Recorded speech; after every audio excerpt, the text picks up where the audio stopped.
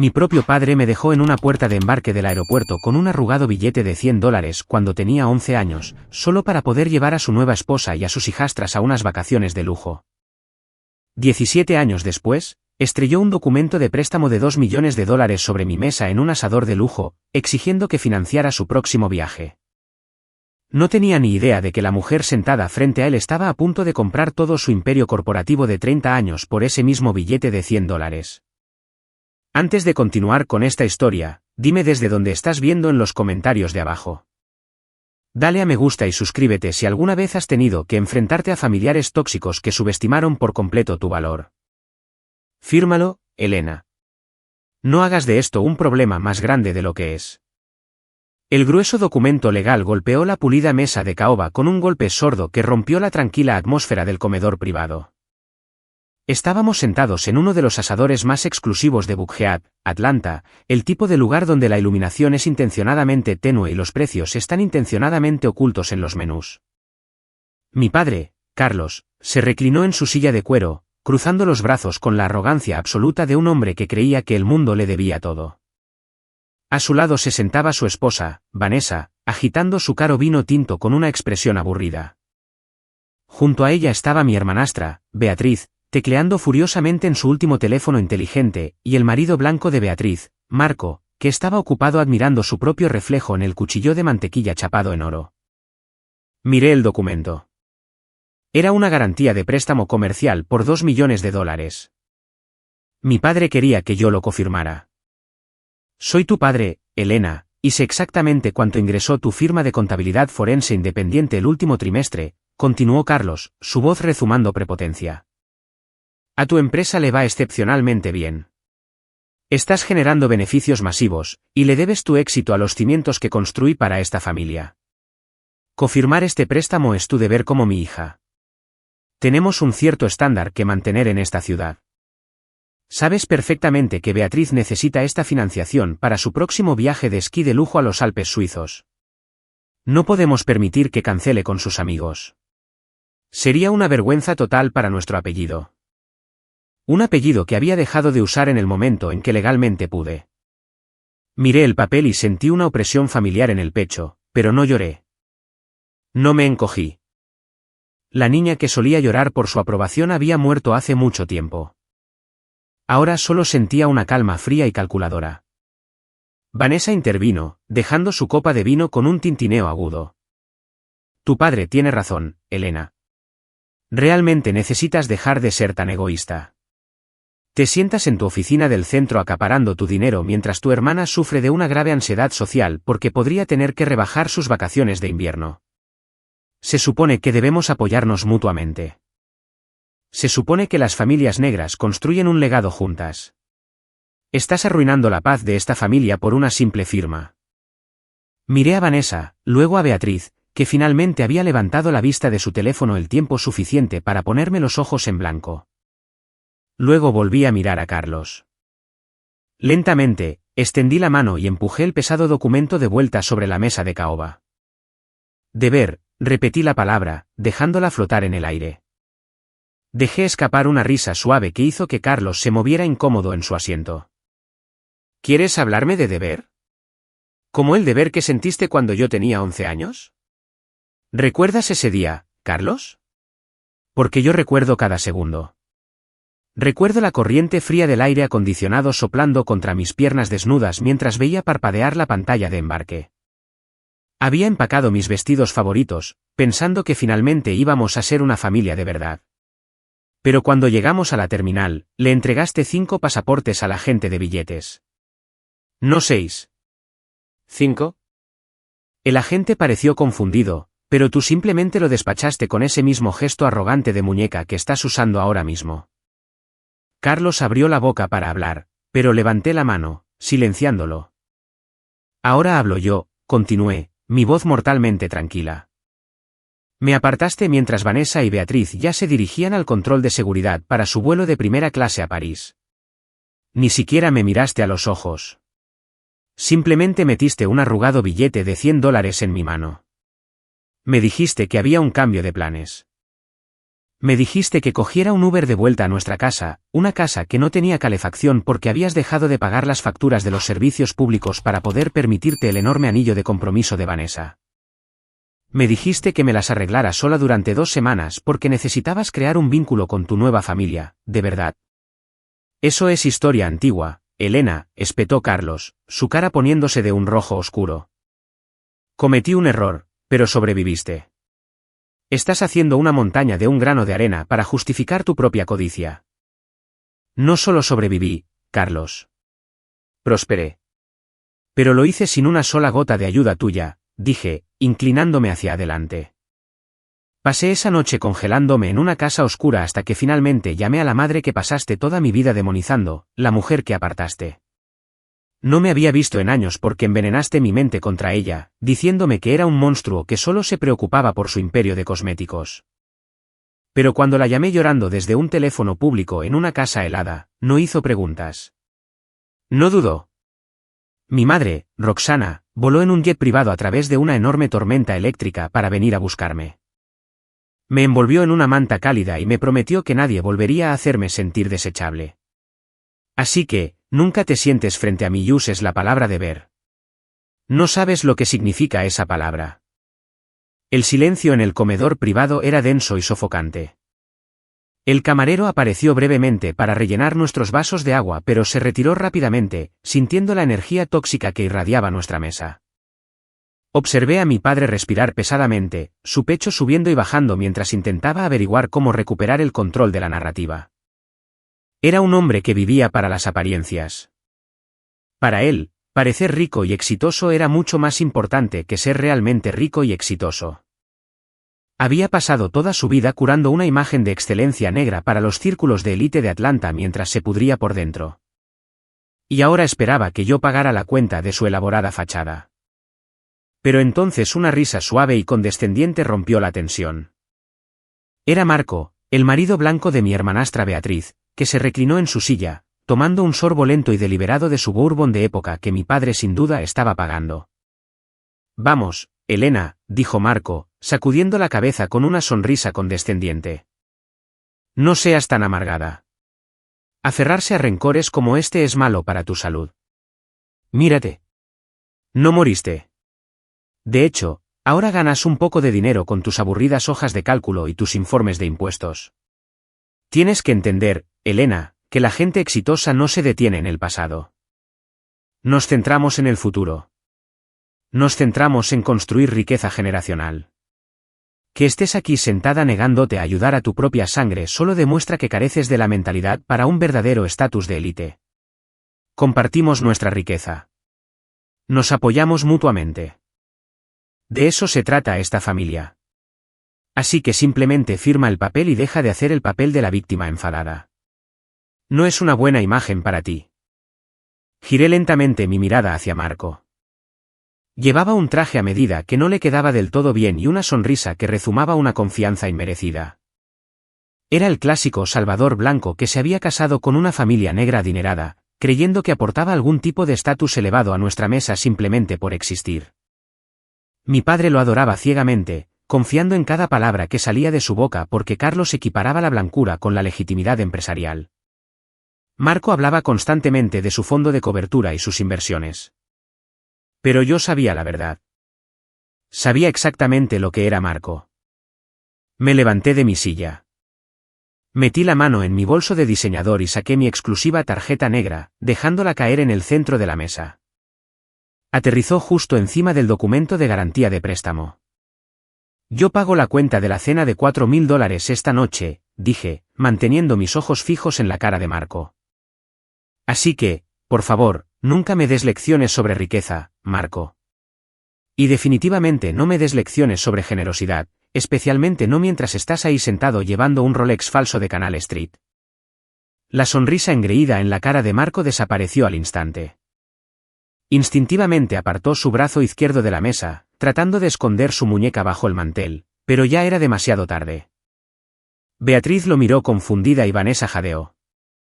¿De qué estás hablando?, exigió Beatriz, mirando de mí a su marido. El reloj de Marco es una pieza de época. Lo compró en Ginebra. No, Beatriz, dije, sacudiendo la cabeza con una sonrisa compasiva. Soy contadora forense. Toda mi carrera se basa en identificar fraudes y anomalías. El barrido del segundero de ese reloj tartamudea. Es una prueba irrefutable de un movimiento de cuarzo barato que intenta imitar un calibre mecánico perpetuo. La magnificación en la ventana de fecha Cyclops es completamente incorrecta.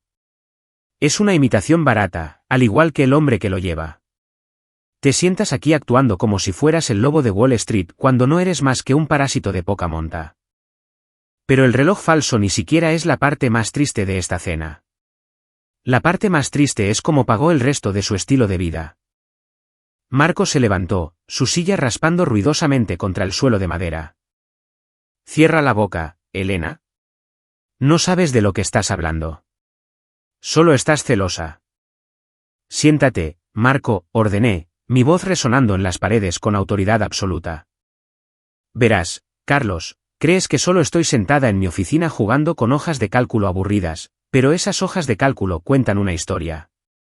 He estado observando los informes financieros de tu empresa. Sé exactamente por qué necesitas que CEO firme un préstamo de $2 millones para un viaje de esquí. Es porque tu empresa ya no tiene los activos líquidos para financiarlo. ¿Y sabes por qué tu empresa está en quiebra, Carlos? Porque tu brillante yerno aquí te convenció para que le dejaras gestionar el fondo de pensiones de tu empresa. Carlos miró a Marco, luego de vuelta a mí. Su rostro había perdido todo el color. ¿Qué estás diciendo, Elena? Mi fondo de pensiones está seguro. Marco lo invirtió en una cartera de energía verde de alto rendimiento. Me reí de nuevo, un sonido agudo y cortante. No hay ninguna cartera de energía verde, Carlos. Rastreé las transferencias bancarias. Marco ha estado desviando dinero del fondo de pensiones de tus empleados durante los últimos 18 meses. Lo desvía a través de una empresa fantasma en las Islas Caimán y luego lo usa para pagar sus enormes deudas de juego en Las Vegas. Te está desangrando, y estás demasiado desesperado por su validación blanca como para auditar tus propios libros. Eres una mentirosa, gritó Marco, su cara poniéndose de un rojo brillante. Carlos, no la escuches. Solo está tratando de destruir a nuestra familia porque está amargada por el pasado. Se inventó todo esto para no ayudar a Beatriz. Pero Carlos no estaba mirando a Marco. Me estaba mirando a mí. Su pecho se agitaba con respiraciones rápidas. La realidad de su ruina financiera se estaba derrumbando sobre él. Pero su mente narcisista no podía procesar la traición de su yerno favorito. En cambio, su lógica retorcida encontró el único objetivo que se sentía cómodo atacando, yo. Mocosa ingrata, rugió Carlos, golpeando ambas manos sobre la mesa. Volcó su copa de vino, enviando un líquido rojo oscuro derramándose sobre el mantel blanco como sangre. ¿Cómo te atreves a sentarte ahí y faltarle el respeto a mi familia? ¿Cómo te atreves a insultar a mi yerno? ¿Crees que porque tienes un poco de dinero, puedes hablarnos con desprecio? Soy tu padre. Exijo respeto. Se abalanzó hacia adelante, levantando su pesada mano en el aire. Tenía la intención de darme una bofetada en la cara, como solía hacer cuando era niña cada vez que me atrevía a pedir afecto básico. Quería silenciarme a través del miedo y la intimidación física. No me inmuté. No di un paso atrás. Antes de que su mano pudiera siquiera acercarse a mi cara, un brazo fuerte y musculoso salió disparado desde detrás de mí. Javier, mi marido, salió de las sombras de la puerta donde había estado esperando tranquilamente a que terminara mi cena. Javier era un experto en ciberseguridad, un hombre de pocas palabras pero de inmensa presencia física. Había pasado los últimos 5 años ayudándome a rastrear cada huella digital que esta familia intentó ocultar. Atrapó la muñeca de Carlos en el aire, su agarre como un torno de acero. Carlos jadeó en shock, luchando por retirar su brazo, pero Javier no se movió. Miró a Carlos con una expresión de pura calma letal. Carlos tragó saliva, asintiendo frenéticamente mientras el dolor en su muñeca se volvía insoportable. Javier lo soltó, empujando a Carlos hacia atrás con tanta fuerza que tropezó y cayó de nuevo en su silla de cuero. Javier metió la mano en el bolsillo interior de su chaqueta a medida y sacó un sobre rojo grueso. Lo arrojó casualmente sobre el plato de Carlos, justo encima de su filete caro a medio comer. Quizá quieras revisar tu correo, Carlos, dijo Javier, ajustándose la chaqueta. Porque mi esposa y yo no solo vinimos aquí para invitarte a cenar. Vinimos a entregar un mensaje. El primer aviso de ejecución hipotecaria de la sede de tu empresa llegó a tu buzón esta mañana. Se te acabó el tiempo oficialmente.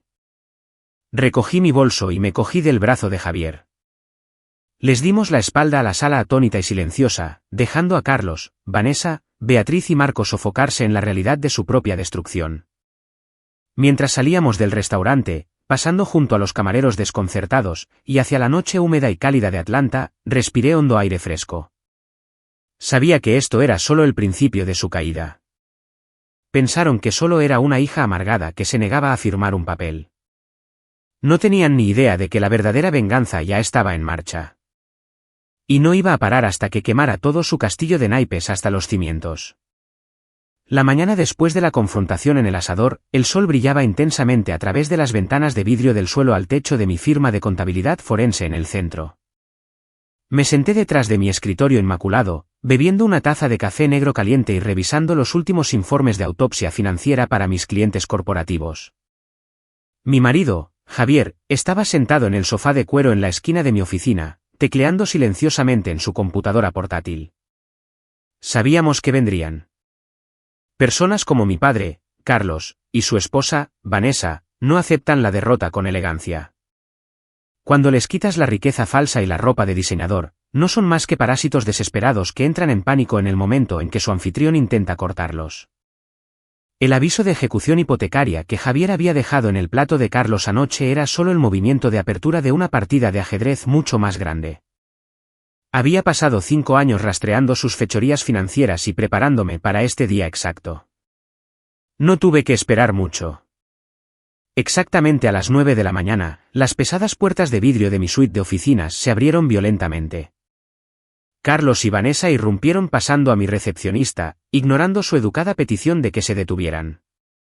Carlos agarraba el sobre rojo que contenía el aviso de ejecución hipotecaria, su rostro torcido en una máscara de pura rabia y terror. Vanessa lo seguía de cerca, su habitual compostura de alta sociedad completamente destrozada. Respiraba pesadamente y me miraba como si de alguna manera hubiera cometido un crimen contra la humanidad al negarme a dejar que su marido vaciara mis cuentas bancarias.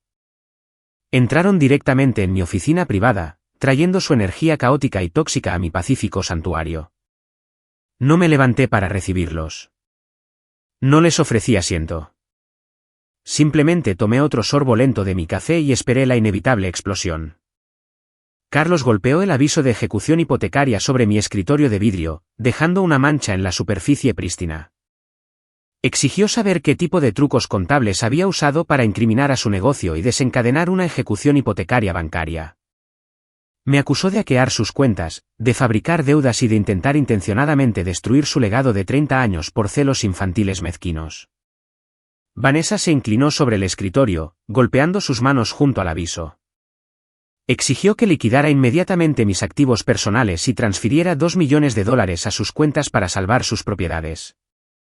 Gritó que se lo debía por la vida que me habían dado, olvidando convenientemente que literalmente me habían dejado congelándome en una casa vacía cuando tenía 11 años.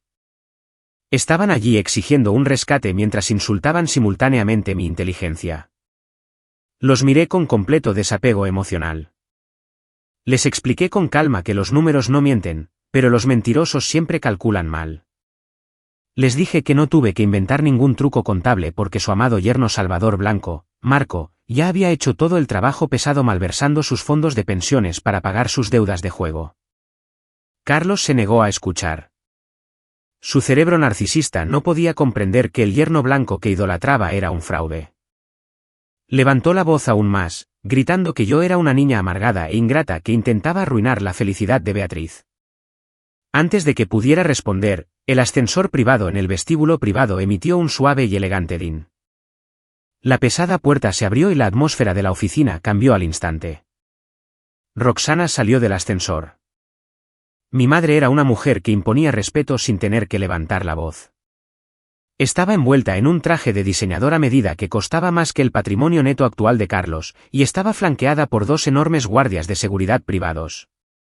Caminaba con la autoridad absoluta de una multimillonaria hecha a sí misma que había construido un imperio de cosméticos y bienes raíces de las cenizas de un matrimonio roto. Se detuvo en la puerta de mi oficina, sus ojos recorriendo la habitación antes de posarse en Vanessa. Roxana no gritó. Simplemente dejó escapar un suspiro suave y decepcionado. Miró a Vanessa con absoluto desdén y dijo, huelo a perfume barato y desesperación. ¿Quién dejó entrar la basura en la oficina de mi hija? La cara de Vanessa se puso de un rojo brillante. La mujer que había robado a mi padre y pasado años burlándose de mi madre como una exesposa amargada ahora estaba cara a cara con una titán. Vanessa intentó mantenerse firme. Sacó pecho e intentó burlarse de Roxana, llamándola dinero nuevo y oportunista sin clase. Vanessa afirmó que todo el dinero del mundo no podría comprarle a Roxana la verdadera gracia de la alta sociedad. Roxana no discutió con ella. Los multimillonarios no discuten con los mendigos. En cambio, Roxana metió la mano con calma en su bolso de diseñador y sacó su teléfono inteligente. Roxana marcó un solo número y puso el teléfono en altavoz, colocándolo suavemente sobre mi escritorio de vidrio. Estaba llamando al centro de distribución principal de su marca global de cosméticos. Vanessa era dueña de 3 spas de día de lujo en los suburbios más ricos de Atlanta. Esos spas construyeron toda su reputación y margen de beneficio en tener derechos de distribución exclusivos de la línea de cuidado de la piel orgánica premium de Roxana. Vanessa no tenía idea de que la empresa matriz que abastecía su negocio era en realidad propiedad de la misma mujer a la que estaba insultando. Roxana habló claramente por teléfono, instruyendo a su gerente de distribución para que revocara permanente e inmediatamente los contratos de la cadena de suministro para los 3 spas de lujo de Vanessa. Citó una violación de la integridad de la marca. Vanessa se congeló mientras el color se desvanecía por completo de su rostro. Se dio cuenta en tiempo real de que todo su modelo de negocio acababa de ser vaporizado con una sola llamada telefónica. En 30 segundos, el teléfono de Vanessa comenzó a sonar dentro de su bolso. Lo sacó con manos temblorosas. Era uno de sus gerentes de salón, en pánico porque los camiones de reparto literalmente habían dado la vuelta en el estacionamiento y se negaron a descargar el inventario. Luego llamó su segundo gerente de salón. Luego el tercero. Vanessa comenzó a hiperventilar, agarrando su teléfono mientras toda su identidad profesional se disolvía en la nada. Miró a Roxana con puro terror, finalmente comprendiendo la magnitud del poder que acababa de insultar. Roxana simplemente sonrió y recogió su teléfono. Le dijo a Vanessa que el dinero nuevo se gasta tan bien como el dinero viejo, pero golpea mucho más fuerte cuando te aplasta. Carlos, viendo a su esposa completamente neutralizada, intentó jugar su última carta. Sacó pecho e intentó desempeñar el papel del patriarca indiscutible. Nos señaló con el dedo a Roxana y a mí, exigiendo respeto. Gritó que él era el cabeza de familia y que su imperio corporativo de 30 años era demasiado grande para quebrar. Afirmó que haría que sus propios abogados nos demandaran por difamación e interferencia torticera. Me ordenó que arreglara el problema de la cadena de suministro y firmara la garantía del préstamo de inmediato, o destruiría mi firma de contabilidad. Fue entonces cuando Javier decidió que ya había escuchado suficiente. Javier se levantó del sofá de cuero y se acercó a la enorme pantalla de presentación digital montada en la pared de mi oficina. Javier no dijo una palabra al principio. Simplemente tecleó unas cuantas teclas en su computadora portátil, y la gran pantalla parpadeó a la vida. Un mapa de seguimiento financiero en tiempo real apareció en la pantalla. Era un algoritmo personalizado que Javier había construido específicamente para monitorear las participaciones corporativas de Carlos. Javier miró a Carlos y le explicó con calma lo que significaban los números rojos que caían en cascada por la pantalla. Le mostró a Carlos exactamente qué tan rápido se desplomaban las acciones de su empresa. Señaló los enormes ratios de deuda, las facturas de proveedores impagadas y las llamadas de margen activas que sus acreedores estaban ejecutando en tiempo real. Javier explicó que el mundo corporativo ya sabía sobre la malversación de Marco porque los rastros bancarios en el extranjero habían sido marcados por los reguladores internacionales. El programa de Javier rastreó la pura velocidad de la ruina financiera de Carlos, demostrando que no quedaba ningún imperio de 30 años que proteger. Solo había una montaña de deuda tóxica. Carlos miró la pantalla, su boca abriéndose y cerrándose sin que saliera ningún sonido. Las ilusiones de grandeza en las que se había envuelto durante décadas estaban siendo desmanteladas matemáticamente justo delante de sus ojos. No podía discutir con los números rojos. No podía intimidar a un algoritmo. La realidad de su completo y absoluto fracaso finalmente rompió su gruesa calavera. Me miró a mí y luego a Roxana. Las arrogantes demandas de respeto se derritieron en una súplica patética y desesperada. Me rogó que usara mis conexiones en la industria para asegurar un préstamo puente. Prometió sacar a Marco del negocio si solo le daba los $2 millones para detener la hemorragia. Vanessa todavía sollozaba por su negocio de spa muerto, rogándole a Roxana que reconsiderara la cancelación de la cadena de suministro. Estaban de rodillas, metafóricamente hablando, suplicando a las dos mujeres que habían desechado y humillado, pero no quedaba piedad en esta oficina. Miré a Carlos y le dije que mi deber era con la verdad, y la verdad era que estaba en quiebra. Roxana hizo una seña a sus guardias de seguridad. Los dos hombres enormes dieron un paso adelante y flanquearon a Carlos y Vanessa. Presioné el botón del intercomunicador en mi escritorio e instruí a mi recepcionista para que retuviera todas las llamadas mientras sacaban la basura. Derrotados, humillados y despojados de todo su falso orgullo, Carlos y Vanessa fueron escoltados físicamente fuera de mi oficina. Mis clientes de alto perfil sentados en el vestíbulo observaron en silencio atónito mientras el antiguo rey y reina de la alta sociedad de Atlanta eran conducidos al ascensor como intrusos comunes. Las pesadas puertas de vidrio se cerraron detrás de ellos, dejando mi oficina en un estado de paz hermosa y profunda. Roxana se acercó y me besó en la mejilla, diciéndome lo orgullosa que estaba de mi contención. Javier cerró su computadora portátil y me rodeó con sus brazos. La primera fase del plan se había ejecutado sin problemas, pero la verdadera destrucción estaba reservada para los parásitos que habían diseñado este desastre en primer lugar. Pasamos el resto del día trabajando. Finalicé los informes de autopsia financiera forense mientras Javier aseguraba los perímetros digitales alrededor de nuestras cuentas personales. El silencio del lado de la familia de mi padre fue ensordecedor durante el resto de la tarde. Estaban demasiado ocupados ahogándose para hacer ruido, pero los parásitos nunca se van en silencio a la noche. Siempre intentan encontrar otro anfitrión para desangrar. Más tarde esa noche, estaba sentada en la sala de estar de mi casa, disfrutando de una copa de vino con Javier. La chimenea crepitaba suavemente, y el estrés de la mañana finalmente había comenzado a desvanecerse. Entonces sonó mi teléfono celular. Miré la pantalla y vi el nombre de mi hermanastra Beatriz parpadeando. Era la niña dorada que se había burlado de mí en el restaurante hacía solo 24 horas. La que pensaba que era intocable porque su marido blanco, Marco, era supuestamente un genio financiero. Contesté la llamada, poniéndola en altavoz para que Javier pudiera escuchar. Ni siquiera tuve la oportunidad de decir hola antes de que su voz llegara gritando a través del altavoz. Elena, tienes que ayudarnos.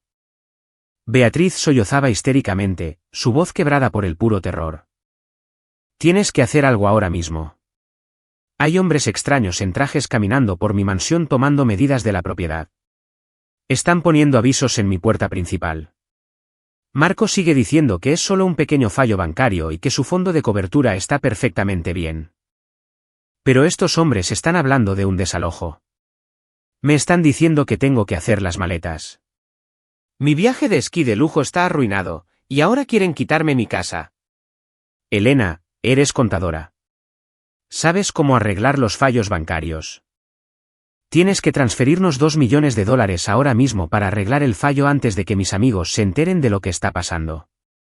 Por favor, Elena, tienes que salvarnos. El sonido histérico de la voz de Beatriz resonando a través del altavoz de mi teléfono era una sinfonía patética de prepotencia y pánico puro. Sollozaba incontrolablemente, exigiendo que transfiriera $2 millones a su cuenta bancaria para arreglar lo que su marido, Marco, llamaba un simple fallo bancario. Me senté en el sofá de mi sala de estar mirando a Javier mientras Beatriz continuaba divagando sobre hombres extraños en trajes caminando por su enorme mansión de Buckhead, tomando medidas y entregando avisos de desalojo.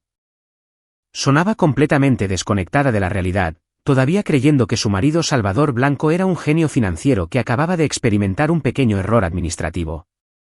Seguía diciendo que necesitaba que lo arreglara ahora mismo porque no podía permitir que la élite de Atlanta se enterara de que su casa estaba siendo medida para una ejecución hipotecaria justo antes de su gran fiesta de inauguración para inversores.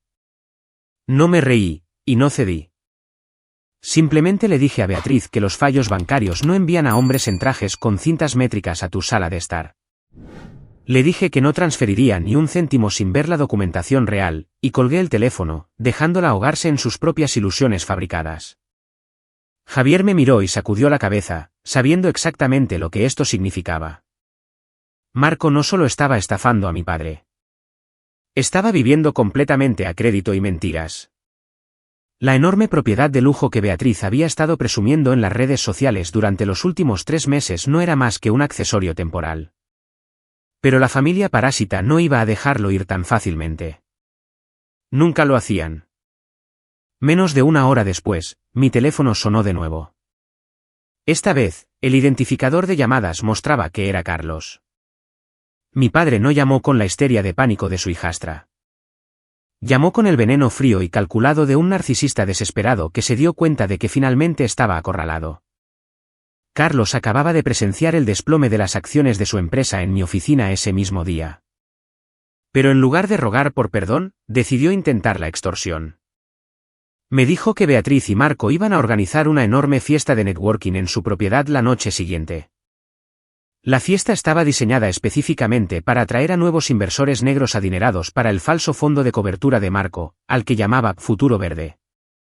Carlos exigió que asistiera a la fiesta y llevara un cheque certificado en blanco para cubrir todas sus crecientes deudas. Cuando rechacé con calma las demandas de Carlos, jugó su última y patética carta.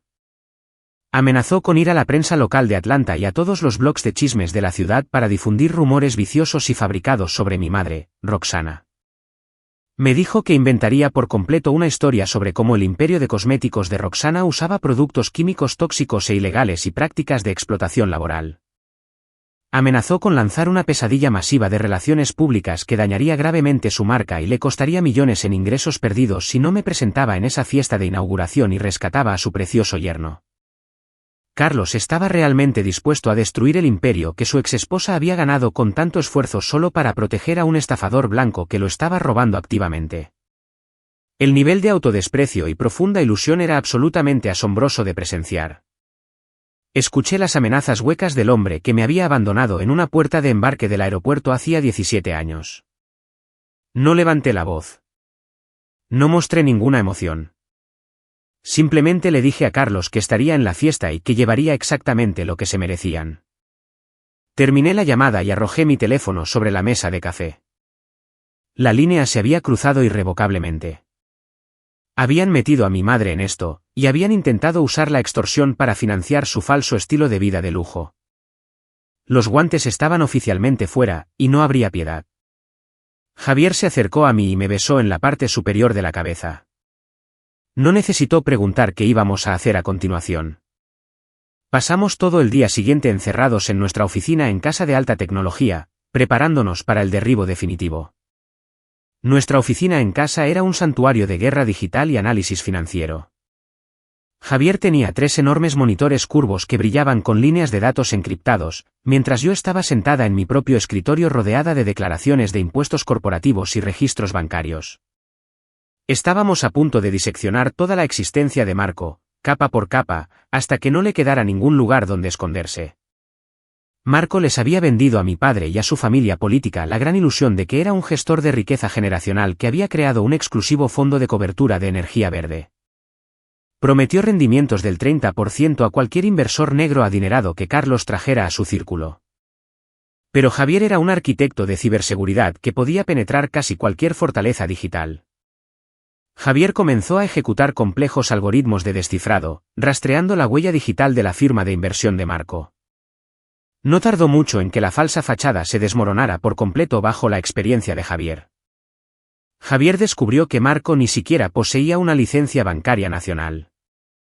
Todos los fondos que Carlos y sus desprevenidos socios habían vertido en la cuenta de Futuro Verde estaban siendo desviados inmediatamente a través de una serie de empresas fantasma anónimas en el extranjero ubicadas en las Islas Caimán y Chipre. Javier rastreó las direcciones IP y las transferencias bancarias, cortando la niebla digital que Marco había intentado crear. El dinero no se destinaba a proyectos de energía solar ni a iniciativas de agricultura sostenible. Iba directamente a sindicatos de juego de altas apuestas en el extranjero y a cuentas de tenencias sospechosas vinculadas a organizaciones internacionales extremadamente peligrosas. Mientras Javier trazaba el rastro del dinero criminal, yo me centré intensamente en construir el informe de autopsia financiera. Saqué registros de propiedad públicos, tasaciones de impuestos del condado y bases de datos inmobiliarias. Estaba buscando la escritura oficial de la enorme mansión de Buckhead que Beatriz y Marco afirmaban poseer. Beatriz se había jactado durante meses a cualquiera que quisiera escuchar que Marco compró la propiedad completamente en efectivo como un lujoso regalo de bodas para ella. Pero mientras mis dedos volaban sobre el teclado, la verdad absoluta apareció en mi pantalla en blanco y negro. Marco no era el dueño de la mansión. Nunca lo había sido. La propiedad estaba clasificada en el registro del condado como un alquiler corporativo de lujo a corto plazo. Marco simplemente había firmado un contrato de arrendamiento de 6 meses utilizando un perfil corporativo fraudulento, y había dejado de pagar por completo el asombroso alquiler mensual hacía más de 90 días. Los hombres extraños en trajes que Beatriz había visto tomando medidas no eran funcionarios bancarios lidiando con un fallo. Eran inspectores de propiedades y representantes legales preparando la propiedad para un desalojo forzoso. Marco estaba literalmente estafando a los inversores desde la sala de estar de una casa de la que estaba a punto de ser expulsado violentamente.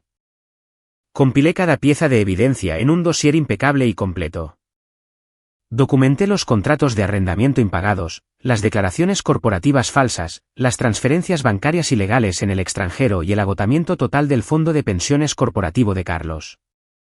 Crucé cada transacción, asegurándome de que la autopsia financiera fuera absolutamente hermética y legalmente vinculante. No habría lugar para que Carlos negara la verdad y no habría lugar para que Marco manipulara su salida del rincón en el que lo estábamos acorralando activamente. La pura audacia de su plan era casi impresionante en su completa estupidez.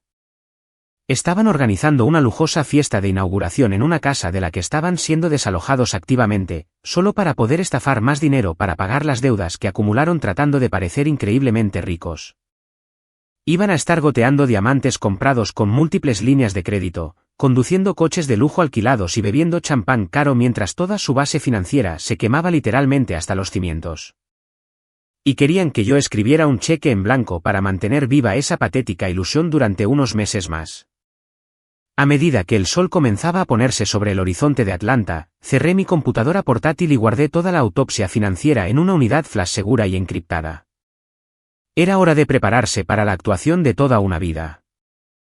Entré en mi espacioso dormitorio y abrí mi armario, sacando un impresionante vestido de diseñador. Era un vestido de seda verde esmeralda profundo que abrazaba mis curvas perfectamente, proyectando poder absoluto, confianza y elegancia. Combiné el vestido con joyas de oro minimalistas y me peiné a la perfección. No iba a esta fiesta para pasar desapercibida. Iba a dominar toda la sala desde el momento en que entrara por las puertas principales. Me maquillé con precisión meticulosa, sintiendo mi corazón latir de manera constante y completamente tranquila. No quedaba ansiedad en mi sistema en absoluto. La niña asustada de 11 años que había llorado sola en la puerta 24 había desaparecido por completo, reemplazada por una mujer formidable que tenía el poder absoluto de destruir a las personas que la habían abandonado. Me puse mis tacones de diseñador y volví a la sala de estar principal donde Javier me estaba esperando. Javier se veía increíblemente elegante con un traje de carbón a medida que enfatizaba su complexión fuerte y atlética. Sostenía 2 vasos de agua con gas. Me entregó uno y luego metió la mano en el bolsillo interior de su chaqueta. Sacó la pequeña unidad flash plateada que contenía los rastros bancarios en el extranjero completamente descifrados y la evidencia irrefutable del fraude masivo de Marco. Javier había encontrado algo aún más profundo en las últimas horas de su investigación cibernética, algo que elevaba los crímenes de Marco de una simple malversación corporativa a algo mucho más peligroso y mortal. Javier me miró, sus ojos oscuros e increíblemente serios. Me entregó la unidad flash, y su voz era baja y firme. Lo tengo, dijo. El Salvador Blanco no solo está en quiebra. Le está robando al cártel. Ha estado usando el dinero de Carlos para cubrir pérdidas masivas debidas a algunos sindicatos en el extranjero muy peligrosos. Esta noche, no solo cortamos los hilos, quemamos el escenario. Tomé la unidad flash de su mano y la dejé caer a salvo en mi pequeño bolso de noche. Una sonrisa fría y decidida se extendió por mi rostro. Carlos quería que me presentara y llevara un cheque. Quería que salvara a su precioso yerno y protegiera el falso legado que había construido sobre una base de mentiras. Amenazó con arruinar a mi madre si no cumplía con su extorsión. Desesperadamente querían un espectáculo, y yo estaba totalmente preparada para darles una obra maestra absoluta. Salimos por la puerta principal y salimos al aire fresco de la tarde, dirigiéndonos hacia nuestro coche que nos esperaba. El viaje a la falsa mansión tomaría menos de 30 minutos, pero se sintió como la culminación de un viaje de 17 años. Esta noche, los estafadores iban a perder todo lo que alguna vez habían pretendido poseer. El viaje por el sinuoso e inmaculado camino de entrada de la enorme propiedad de Buckhead era un desfile patético de riqueza fabricada. El largo camino privado estaba bordeado de costosos vehículos de lujo que sin duda fueron alquilados o arrendados para la ocasión, solo para crear la ilusión perfecta de éxito. Los aparcacoches con camisas blancas impecables se apresuraron a abrir las puertas de nuestro coche mientras Javier y yo salíamos al aire húmedo y cálido de la tarde de Atlanta. La escala de la mansión frente a nosotros tenía la clara intención de intimidar a cualquiera que se acercara. La propiedad presentaba imponentes columnas griegas, un amplio porche envolvente y una extensa fuente de mármol en el centro del patio delantero. El bajo pulsante y pesado de la música rítmica y de blues de lujo resonaba implacablemente a través de las pesadas puertas delanteras de caoba, vibrando contra el pavimento. Mi marido, Javier, se ajustó su traje de carbón a medida y me ofreció su brazo. Lo tomé, sintiendo el peso reconfortante y sólido de la unidad flash plateada descansando a salvo dentro de mi elegante bolso de noche. Subimos los anchos escalones de piedra, moviéndonos con una gracia lenta y deliberada. Las puertas estaban abiertas por el personal de catering, y entramos directamente en el gran vestíbulo. El olor a mariscos caros del catering y el abrumador hedor a ambición desesperada me golpearon de inmediato.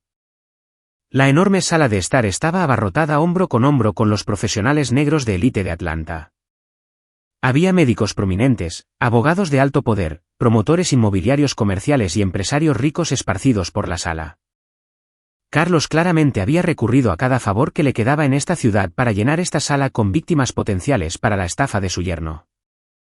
Dejé que mis ojos recorrieran la multitud brillante. Rápidamente vi a Vanessa y a mi hermanastra, Beatriz, presidiendo cerca de la gran y amplia escalera. Ambas estaban cubiertas de pesados collares de diamantes y llevaban fluidos vestidos de diseñador de seda que sabía con absoluta certeza que fueron comprados con tarjetas de crédito al máximo. Se reían demasiado fuerte y bebían champán de época de primera calidad, fingiendo ser las reinas absolutas e indiscutibles de la alta sociedad del sur. Se movían entre la multitud, tocando brazos y besando mejillas, actuando como si fueran dueñas del aire dentro del edificio. No tenían idea de que el suelo bajo sus tacones de diseñador estaba a punto de desmoronarse en polvo. Marco estaba de pie cerca de la enorme chimenea de mármol al otro lado de la sala. Estaba completamente rodeado por un grupo compacto de inversores negros mayores y ricos que Carlos había acorralado personalmente para él. Marco llevaba una chaqueta de cena de terciopelo increíblemente ostentosa y sostenía un vaso de cristal de Bourbon, interpretando el papel del brillante prodigio de Wall Street a la perfección absoluta. Me vio caminando por la sala abarrotada con Javier, y sus ojos pálidos se iluminaron con ese familiar, arrogante y depredador brillo.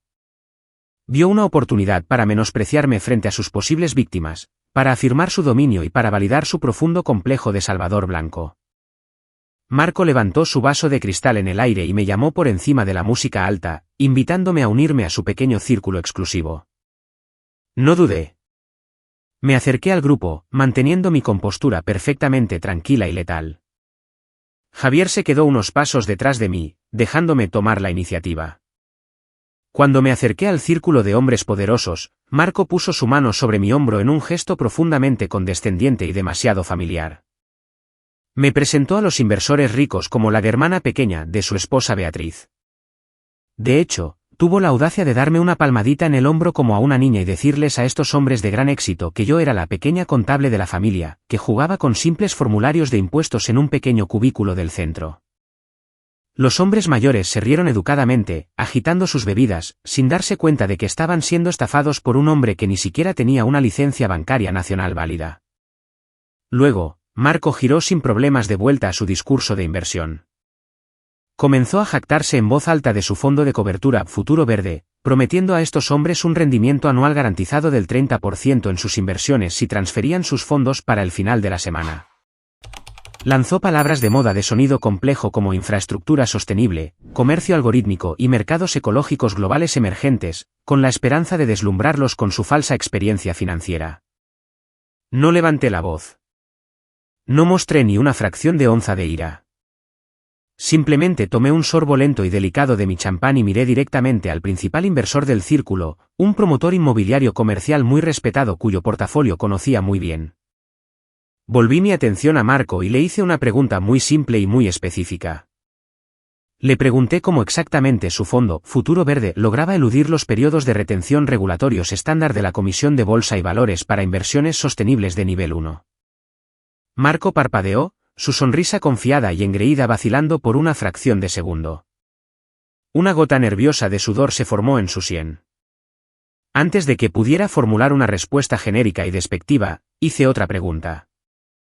Le pedí que explicara los ratios de liquidez actuales de su portafolio principal y por qué sus informes corporativos desviaban todas las ganancias de capital a través de un paraíso fiscal notoriamente opaco en Chipre en lugar de utilizar los créditos fiscales nacionales de energía verde que beneficiarían a sus inversores.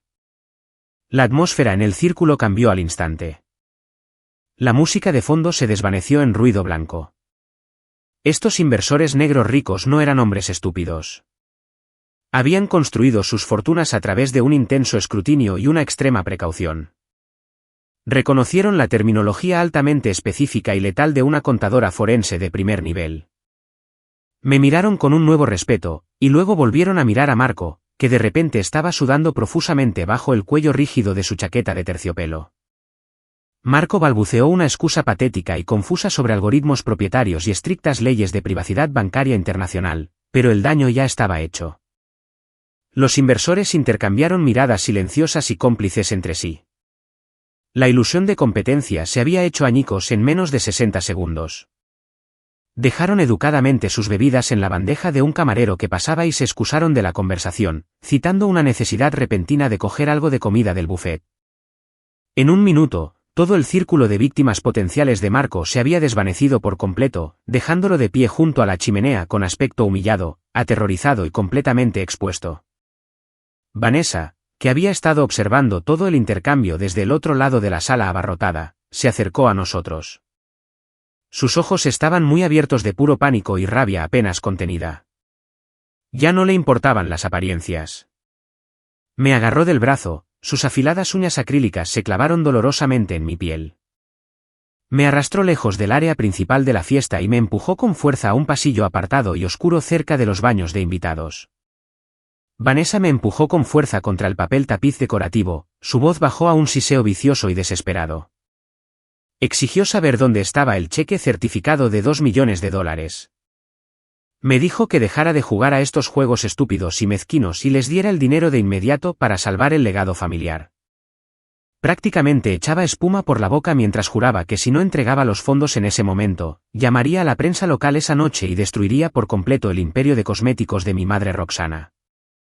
Amenazó con ir a todos los blogs de chismes de Atlanta con historias inventadas sobre productos químicos tóxicos y horribles prácticas de explotación laboral.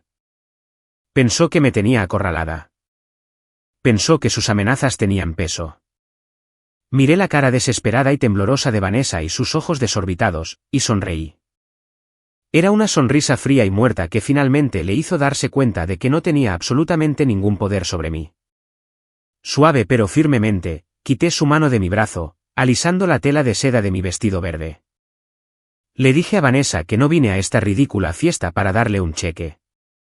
Le dije que vine a realizar una inspección de la propiedad. Vanessa parecía completamente confundida, su ceño se frunció profundamente mientras intentaba procesar mis palabras. Su cerebro no podía comprender qué tenía que ver una inspección de la propiedad con su demanda de efectivo. Antes de que Vanessa pudiera decir otra palabra, un golpe fuerte y estruendoso resonó en el enorme vestíbulo. No era el golpe educado y suave de un invitado que llegaba tarde. Era el golpeteo pesado, implacable y autoritario de las fuerzas del orden. La música rítmica y de blues fue cortada abruptamente por uno de los empleados del catering, que sintió la tensión repentina. Toda la extensa mansión cayó en un silencio sepulcral. La gente dejó de hablar a mitad de la frase. Carlos caminó rápidamente hacia la puerta principal, ajustándose el traje, tratando desesperadamente de mantener su compostura patriarcal frente a sus acaudalados compañeros. Abrió las pesadas puertas dobles de caoba, esperando regañar a un repartidor confundido o a un aparcacoches perdido. En cambio, un sheriff del condado alto y de hombros anchos entró directamente en el vestíbulo, acompañado por 2 agentes armados y un hombre de aspecto elegante que llevaba un maletín de cuero. El hombre del traje era un abogado inmobiliario de alto perfil que todos en el sector comercial de Atlanta reconocían. El sheriff no pidió permiso para entrar en la casa. Simplemente caminó hasta el centro exacto de la gran sala, sosteniendo una gruesa pila de documentos legales adjuntos a un portapapeles de metal. Todos los inversores ricos e invitados de élite se quedaron congelados en absoluto shock mientras la dura realidad de la situación comenzaba a desarrollarse ante sus ojos. El abogado inmobiliario se aclaró la garganta, rompiendo el pesado silencio, y se dirigió a toda la sala de invitados. Anunció con una voz profesional y retumbante que su firma representaba a la sociedad de cartera legal que poseía oficialmente la propiedad. Declaró alto y claro para que todos los invitados lo oyeran que esta mansión no era una residencia privada propiedad de Marco o Beatriz. Reveló que en realidad era una propiedad de alquiler corporativo de lujo a corto plazo y que los inquilinos actuales habían violado por completo los términos absolutos de su contrato de arrendamiento debido a la grave falta de pago del alquiler durante más de 90 días. Los invitados ricos jadearon, murmurando entre ellos con incredulidad. El abogado luego entregó el portapapeles al sheriff, quien notificó oficialmente el aviso de desalojo inmediato a un Carlos paralizado. El sheriff anunció que ordenaba a todos que evacuaran las instalaciones de manera segura e inmediata porque la propiedad estaba siendo embargada legalmente en el acto. Beatriz dejó escapar un grito agudo y espeluznante. Dejó caer su copa de champán de cristal, y se hizo añicos en 100 pedazos irregulares en el prístino suelo de mármol. Corrió por la habitación y se aferró al brazo de Marco, sollozando histéricamente, arruinando su caro maquillaje. Le gritó al sheriff que debía haber algún tipo de terrible error. Gritó que su marido era un brillante y rico gestor de fondos de cobertura que había comprado esta enorme propiedad completamente en efectivo como un lujoso regalo de bodas solo para ella. Le rogó a Marco que mirara a los oficiales y les dijera que era solo un simple retraso administrativo en el banco. Marco temblaba violentamente. Su rostro estaba pálido y ceniciento, y ni siquiera podía atreverse a hacer contacto visual con su esposa llorando. Comenzó a balbucear mentiras patéticas y desesperadas sobre retrasos en las transferencias bancarias, protocolos de compensación en el extranjero y festivos bancarios internacionales. Su confiada personalidad de Salvador Blanco se había desvanecido por completo, dejando solo a un estafador aterrorizado y acorralado. La sala se sumía en un caos absoluto mientras los invitados ricos comenzaban a susurrar frenéticamente entre ellos, dándose cuenta de que casi habían entregado el dinero que tanto les costó ganar a un completo fraude. Salí con calma del pasillo apartado y caminé directamente hacia el centro del gran vestíbulo. Javier me siguió justo detrás, su enorme presencia proporcionando un muro de seguridad y poder absolutos. La multitud se apartó instintivamente para mí mientras caminaba directamente hacia la llorosa Beatriz y el sudoroso Marco. Metí la mano en mi elegante bolso de noche y saqué una copia certificada y sellada de la escritura de propiedad original. La extendí y la coloqué directamente en las manos temblorosas de Beatriz. Dejé que mi voz resonara en la sala completamente silenciosa, asegurándome de que cada persona me escuchara. Expliqué que la sociedad de cartera que poseía legalmente esta magnífica propiedad era una subsidiaria de un fideicomiso ciego privado, y yo soy la única administradora de ese fideicomiso.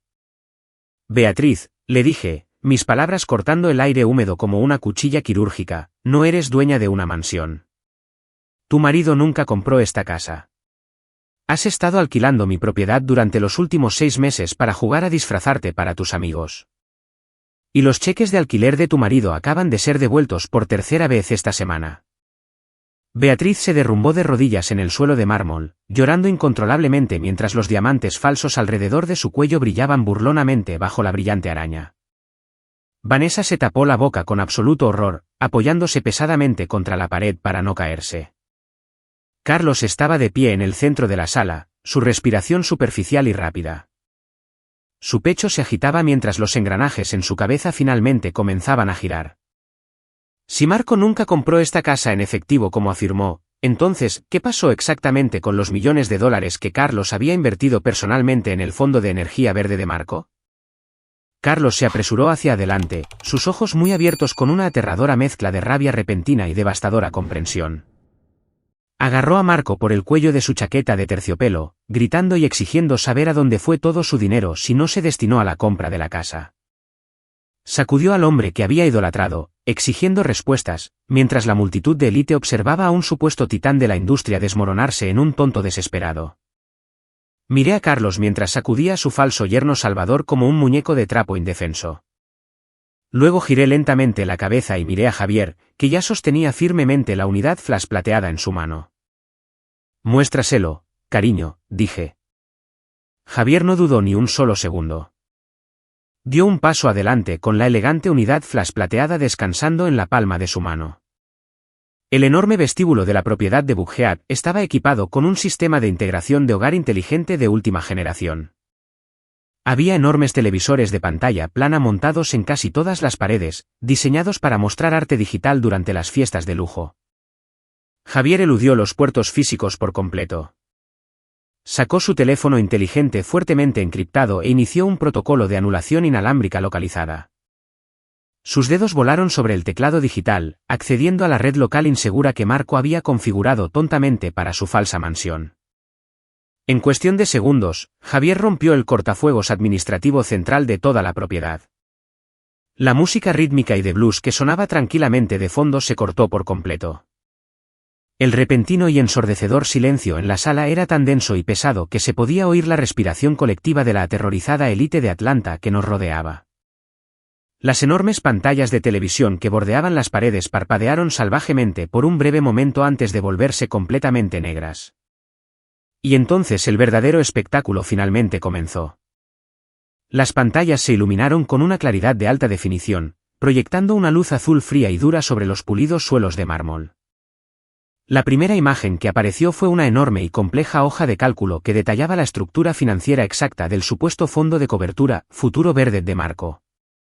Mostraba las cuentas de tenencia nacionales donde mi padre, Carlos, y sus amigos ricos habían transferido con entusiasmo sus millones de dólares, creyendo que estaban invirtiendo en infraestructura sostenible. Los números en la pantalla eran asombrosos, representando los ahorros de toda una vida y las pensiones corporativas de docenas de profesionales negros trabajadores que habían confiado en mi padre. Pero entonces Javier pulsó otro botón en su teléfono, y flechas rojas brillantes aparecieron en la pantalla, trazando el camino real de cada dólar. El dinero no se destinó a ningún proyecto de energía verde. No se destinó a granjas solares nacionales. Las flechas rojas mostraban que los fondos se desviaban inmediatamente a través de una compleja red de empresas fantasma anónimas en el extranjero ubicadas en las profundidades de las Islas Caimán y Chipre. Los gráficos mostraban los números de ruta y las marcas de tiempo exactos, demostrando más allá de toda duda que toda la operación era una empresa fraudulenta masiva. Los inversores negros ricos que habían estado charlando con Marco hacía solo 20 minutos ahora miraban las pantallas con absoluto horror. Vieron cómo su riqueza generacional ganada con tanto esfuerzo se demostraba matemáticamente que no era más que capital robado en un esquema de fraude masivo y sin mitigación. Hombres que habían pasado décadas construyendo sus negocios sintieron de repente el peso aplastante de la ruina financiera inminente. Las mujeres se taparon la boca con incredulidad al ver sus fideicomisos canalizados hacia corporaciones ficticias. La sala estalló en una sinfonía caótica de susurros enojados y jadeos de pánico. La gente sacó sus teléfonos celulares, tratando frenéticamente de iniciar sesión en sus portales bancarios, solo para darse cuenta de que el dinero que habían transferido a Marco ya no estaba. La atmósfera pasó de ser un elegante evento de networking de la alta sociedad a una situación de rehenes donde las víctimas acababan de darse cuenta de que les habían robado a ciegas. Marco se quedó congelado junto a la chimenea, su rostro completamente desprovisto de color mientras veía cómo todo su castillo de naipes se derrumbaba en tiempo real. Intentó abrir la boca para ofrecer algún tipo de explicación patética, pero no salieron palabras. Estaba completamente paralizado por la verdad innegable que parpadeaba en las pantallas sobre él. Pero Javier no había terminado de destruirlo. Los documentos financieros se desvanecieron y fueron reemplazados inmediatamente por imágenes de cámaras de seguridad de alta definición. El vídeo estaba estampado con el logotipo de uno de los casinos de altas apuestas más exclusivos y notorios de Las Vegas. Allí estaba Marco, sentado en una mesa de póker de terciopelo privada, rodeado de hombres de aspecto peligroso a los que no les importaba la energía verde. Marco sudaba profusamente, lanzando enormes pilas de fichas de casino sobre la mesa y perdiendo mano tras mano con una desesperación patética. No se parecía en nada al confiado prodigio de Wall Street que pretendía ser en Atlanta. Parecía un adicto desesperado y patético persiguiendo un subidón que nunca podría alcanzar, sin importar cuánto robara. Javier dejó que el vídeo silencioso se reprodujera mientras los extractos bancarios se desplazaban por la otra mitad de las pantallas. Las fechas y las marcas de tiempo en las transferencias bancarias en el extranjero coincidían perfectamente con las fechas de las enormes pérdidas de juego de Marco. La sincronización de los datos era poesía absoluta. Fue un derribo forense impecable que no dejaba lugar a la interpretación o la negación. Cada vez que Marco perdía $100.000 en la mesa de póker, el fondo de pensiones corporativo de Carlos transfería la misma cantidad exacta a una cuenta anónima en Chipre, que se canalizaba directamente al casino para cubrir las deudas de Marco. El Salvador blanco que mi padre había adorado, el hombre que se suponía que elevaría el legado de nuestra familia a nuevas alturas, no era más que un adicto al juego incompetente y degenerado. Estaba robando activamente a su propio suegro para pagar a peligrosos sindicatos criminales internacionales y prestamistas. Las imágenes mostraban a Marco suplicando a los jefes de sala del casino, firmando más pagarés y hundiéndose más en un agujero en Escapebel. La magnitud del robo era impresionante. Carlos literalmente le había entregado las llaves de su imperio corporativo de 30 años a un completo estafador solo porque Marco llevaba un bonito traje de terciopelo y sabía cómo pedir bourbon de época con una sonrisa. La dura realidad del profundo racismo internalizado de Carlos y la confianza ciega en la mediocridad blanca ahora se transmitía para que todos sus compañeros de élite la presenciaran. La humillación fue absoluta. Beatriz emitió un sonido que solo puedo describir como un animal moribundo jadeando por su último aliento. Cayó al suelo, su caro vestido de seda se amontonó a su alrededor en el frío mármol. La ilusión de su matrimonio perfecto y rico fue completamente erradicada frente a toda la alta sociedad de Atlanta. Se cubrió la cara con las manos, llorando tan violentamente que todo su cuerpo se estremecía con la fuerza de su devastación. Se dio cuenta en ese preciso momento de que cada diamante que llevaba, cada coche de lujo que conducía y cada vacación de la que se jactaba se pagaron con dinero robado que su marido había desviado de las cuentas de jubilación de su padre. Toda su identidad como una socialité rica y exitosa fue aniquilada. Vanessa se arrodilló junto a su hija, tratando de consolarla. Pero Vanessa también hiperventilaba mientras miraba las pantallas. El dúo de madre e hija que me habían atormentado y se habían burlado de mi carrera ahora estaban llorando en el suelo de una mansión alquilada de la que estaban siendo desalojadas, rodeadas de inversores enojados que querían su sangre. Marco finalmente salió de su estado de shock paralizado.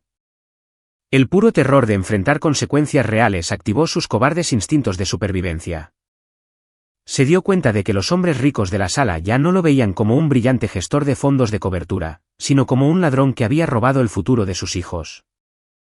La ira en sus ojos era palpable. Marco se abrió paso a empujones entre un grupo de inversores atónitos, derribando una bandeja de copas de champán en un intento desesperado por llegar a las puertas principales.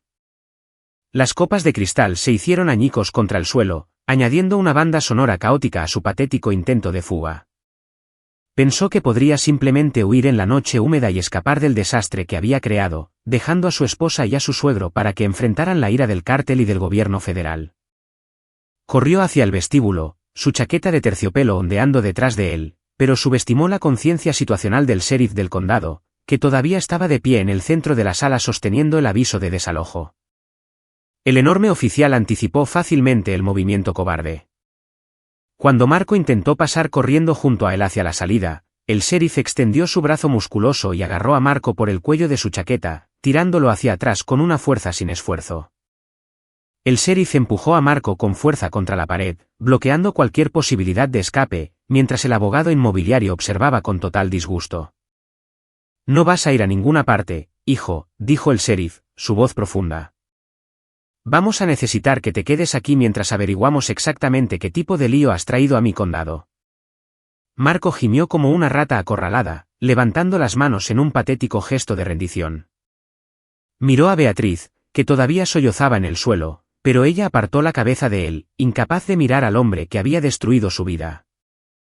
La gran fiesta de inauguración se había transformado por completo en una escena del crimen, y a nadie en esa sala se le permitía legalmente salir hasta que las autoridades hubieran terminado por completo. Carlos se quedó congelado en el centro del gran vestíbulo, observando las pantallas parpadear con la prueba innegable de su ruina financiera. Su pecho subía y bajaba con respiraciones rápidas. Sus ojos estaban muy abiertos y enrojecidos, siguiendo los enormes saldos negativos que probaban que su imperio corporativo de 30 años ahora estaba completamente desprovisto de liquidez. Los millones de dólares que había robado a sus propios empleados para financiar este falso proyecto de energía verde se habían ido para siempre. No había ningún préstamo puente en camino. No había ningún rescate milagroso. Estaba en quiebra y era totalmente responsable de su propia destrucción porque había confiado en un estafador blanco por encima de su propia hija negra. El peso de su colosal fracaso se derrumbó sobre sus hombros, alterando físicamente su postura. El orgulloso patriarca que había exigido mi firma en el asador se había ido, reemplazado por un anciano roto y aterrorizado que sabía que iba a perder todo por lo que había trabajado. Los rostros de los inversores que había reclutado lo miraban con expresiones furiosas y traicionadas. Pero un narcisista como Carlos es fundamentalmente incapaz de mirar hacia adentro o aceptar cualquier responsabilidad personal por sus acciones. En lugar de arrodillarse y rogar por perdón, dirigió sus ojos frenéticos y enrojecidos hacia mí. Su miedo paralizante se transformó rápidamente en ira irracional. No podía aceptar que él era el arquitecto de su propia desaparición, así que necesitaba un chivo expiatorio. Me señaló con un dedo tembloroso, su voz quebrándose mientras gritaba, resonando en la mansión silenciosa. «Eres contadora forense», gritó, escupiendo las palabras con puro veneno. «Sabías que esto estaba sucediendo todo el tiempo.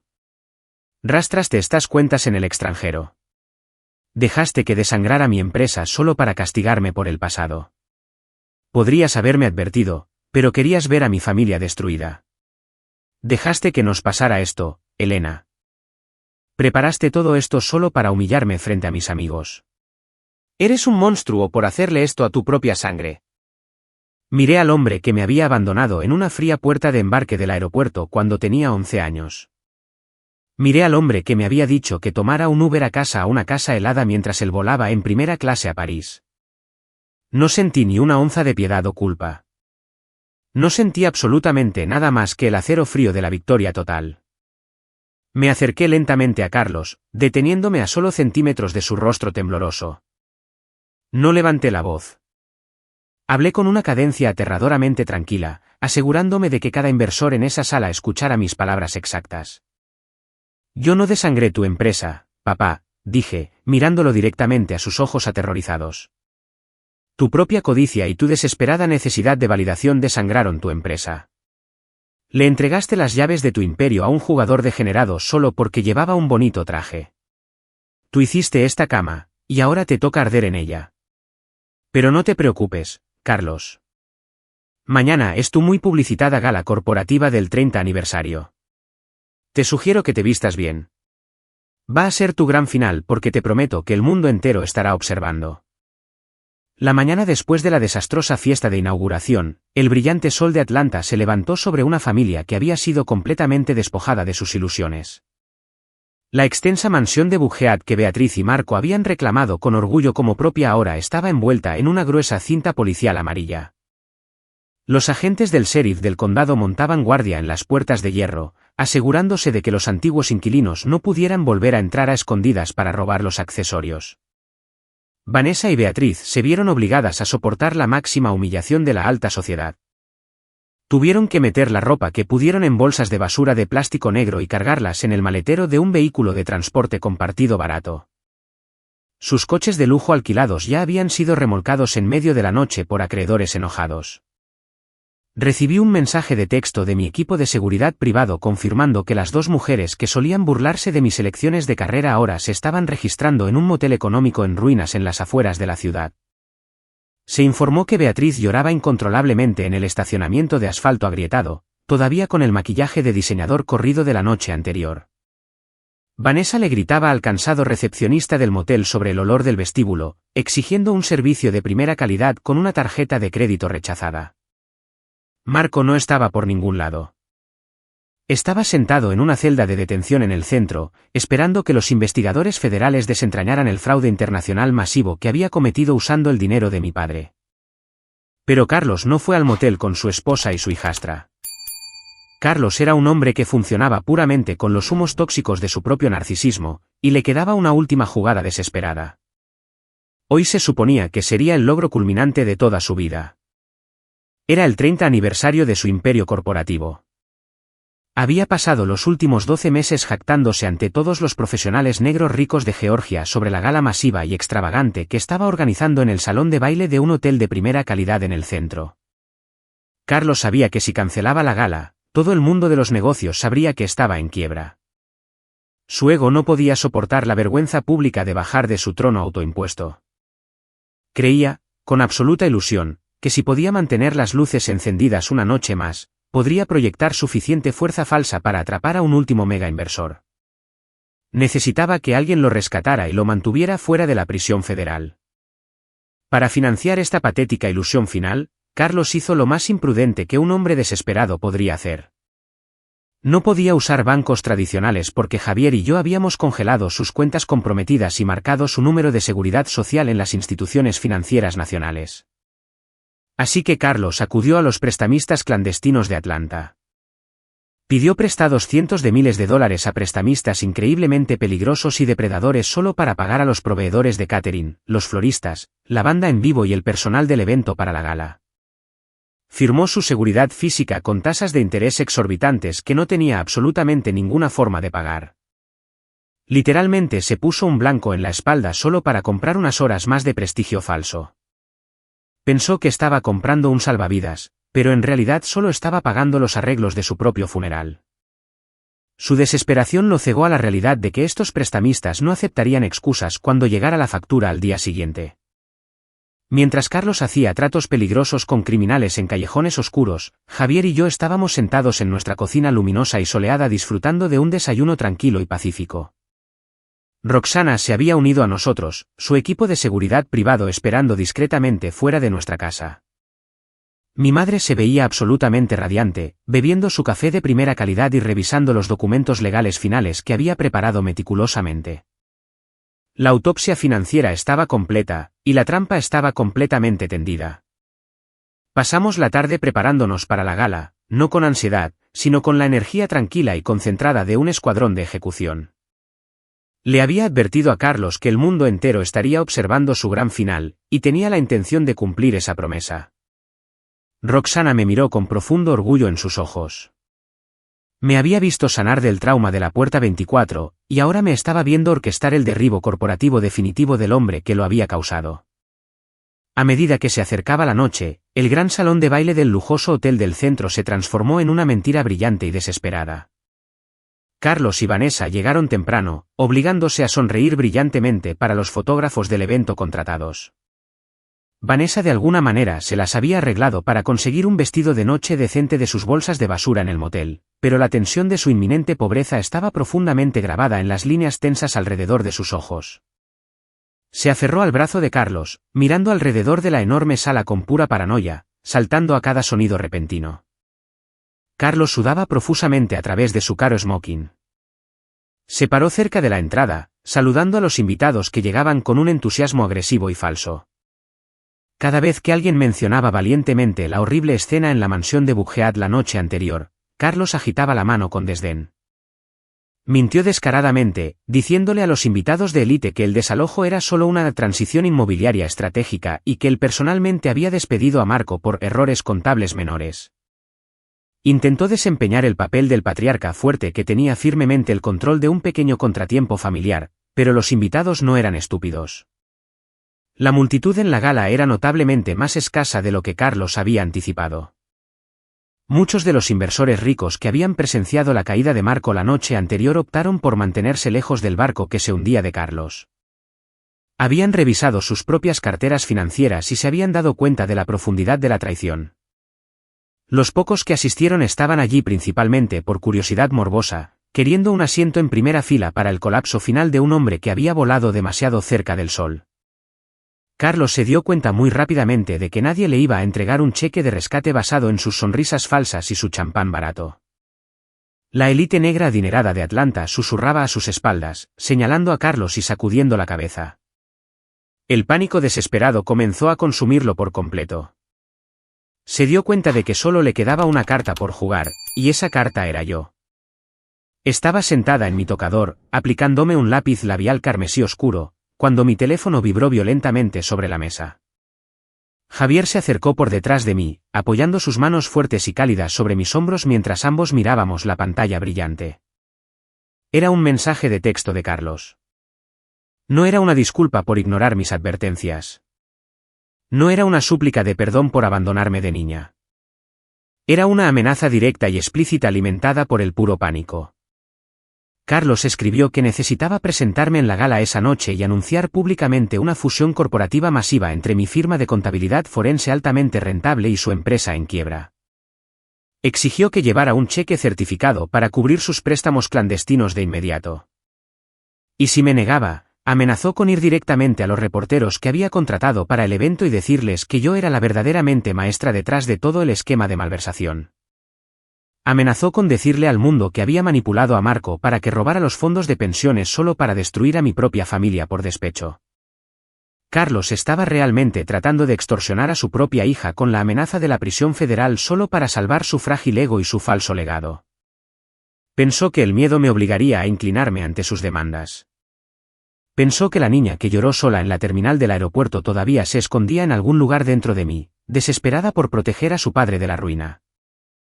Asumió que, como era una mujer negra, inevitablemente sacrificaría mi propia paz y seguridad para proteger la imagen del patriarca negro. Miré el mensaje de texto y solté una risa suave y genuina. La audacia absoluta era casi poética. Javier sonrió, sus ojos oscuros se encontraron con los míos en el espejo. No respondí al mensaje. No escribí una sola palabra. Simplemente me levanté y alisé la tela de mi pesado vestido de seda. Era hora de ir y terminar esta farsa para siempre. La atmósfera dentro del gran salón de baile era tensa y sofocante, a pesar de los vibrantes arreglos florales y la banda de jazz en vivo que tocaba suavemente en la esquina. Carlos seguía revisando su teléfono, sus manos temblando incontrolablemente mientras esperaba mi respuesta. Vanessa caminaba cerca de la mesa principal, regañando viciosamente a los camareros y bebiendo copas de vino blanco para calmar sus nervios crispados. Miraban las pesadas puertas del salón de baile con la energía desesperada y frenética de animales atrapados, esperando un milagro que absolutamente no merecían. Los invitados restantes se mezclaban torpemente, fingiendo no notar el pánico puro que irradiaban los anfitriones. Carlos revisó su reloj de oro, ajustándose el cuello mientras la realidad de sus deudas impagas se cernía más cerca con cada minuto que pasaba. Y entonces las pesadas puertas de caoba del gran salón de baile se abrieron de par en par. La banda de jazz en vivo pareció flaquear por una fracción de segundo mientras la energía en la enorme sala cambiaba por completo. Todos los ojos se volvieron hacia la entrada. Las conversaciones se detuvieron a mitad de la frase. La gente bajó sus bebidas de cristal y miró fijamente. Entré en el salón de baile con un impresionante vestido carmesí hasta el suelo que combinaba exactamente con el tono de mi lápiz labial. El vestido era una obra maestra de elegancia estructural, proyectando un aura de poder absoluto e intocable. Fluía perfectamente a mi alrededor, captando la atención de cada persona en el lugar. No parecía una hija asustada que llegaba para rescatar a un padre en quiebra. No parecía una víctima de extorsión. Parecía una reina que llegaba para reclamar su trono legítimo y quemar el reino circundante hasta las cenizas. No estaba sola. Javier caminaba a mi derecha, con un aspecto increíblemente peligroso y sofisticado con un traje negro azabache a medida. Su sola presencia era suficiente para hacer que cualquier hombre en esa sala lo pensara dos veces antes de interponerse en nuestro camino. Era la tormenta silenciosa que respaldaba mi trueno. Y a mi izquierda caminaba Roxana. Mi madre llevaba un impresionante y nítido traje pantalón blanco que contrastaba perfectamente con mi vestido carmesí. Parecía la titán multimillonaria que era, irradiando un nivel de éxito, dominio y confianza pura que Carlos solo podría soñar con alcanzar. Su cabeza estaba en alto, sus ojos agudos y evaluadores. Nos movimos juntos como una fuerza unificada e imparable, abriéndonos paso directamente por el centro del brillante salón de baile. No traje un cheque certificado para salvar su empresa. No traje un acuerdo de fusión corporativa para proteger su falso legado. Lo único que sostenía en mis manos era una única y delgada carpeta roja. Contenía la autopsia financiera completa e irrefutable de toda la patética existencia de Carlos. Los invitados ricos se apartaron para nosotros, retrocediendo y conteniendo la respiración. Sus ojos estaban muy abiertos de fascinación y miedo mientras nos veían acercarnos al escenario. Podían sentir la fuerte atracción gravitacional de lo que estaba a punto de suceder. Mantuve mi mirada fija directamente en Carlos, que estaba de pie inmóvil cerca del podio. Su rostro se había vuelto del color de la ceniza húmeda. El mensaje de texto amenazante que me había enviado hacía solo una hora de repente parecía el error más tonto de toda su vida. Había exigido mi presencia, y ahora estaba aquí, lista para darle exactamente lo que pidió. El gran final estaba a punto de comenzar, y no habría absolutamente ninguna piedad para nadie que estuviera de su lado del escenario. El silencio en el gran salón de baile era absoluto.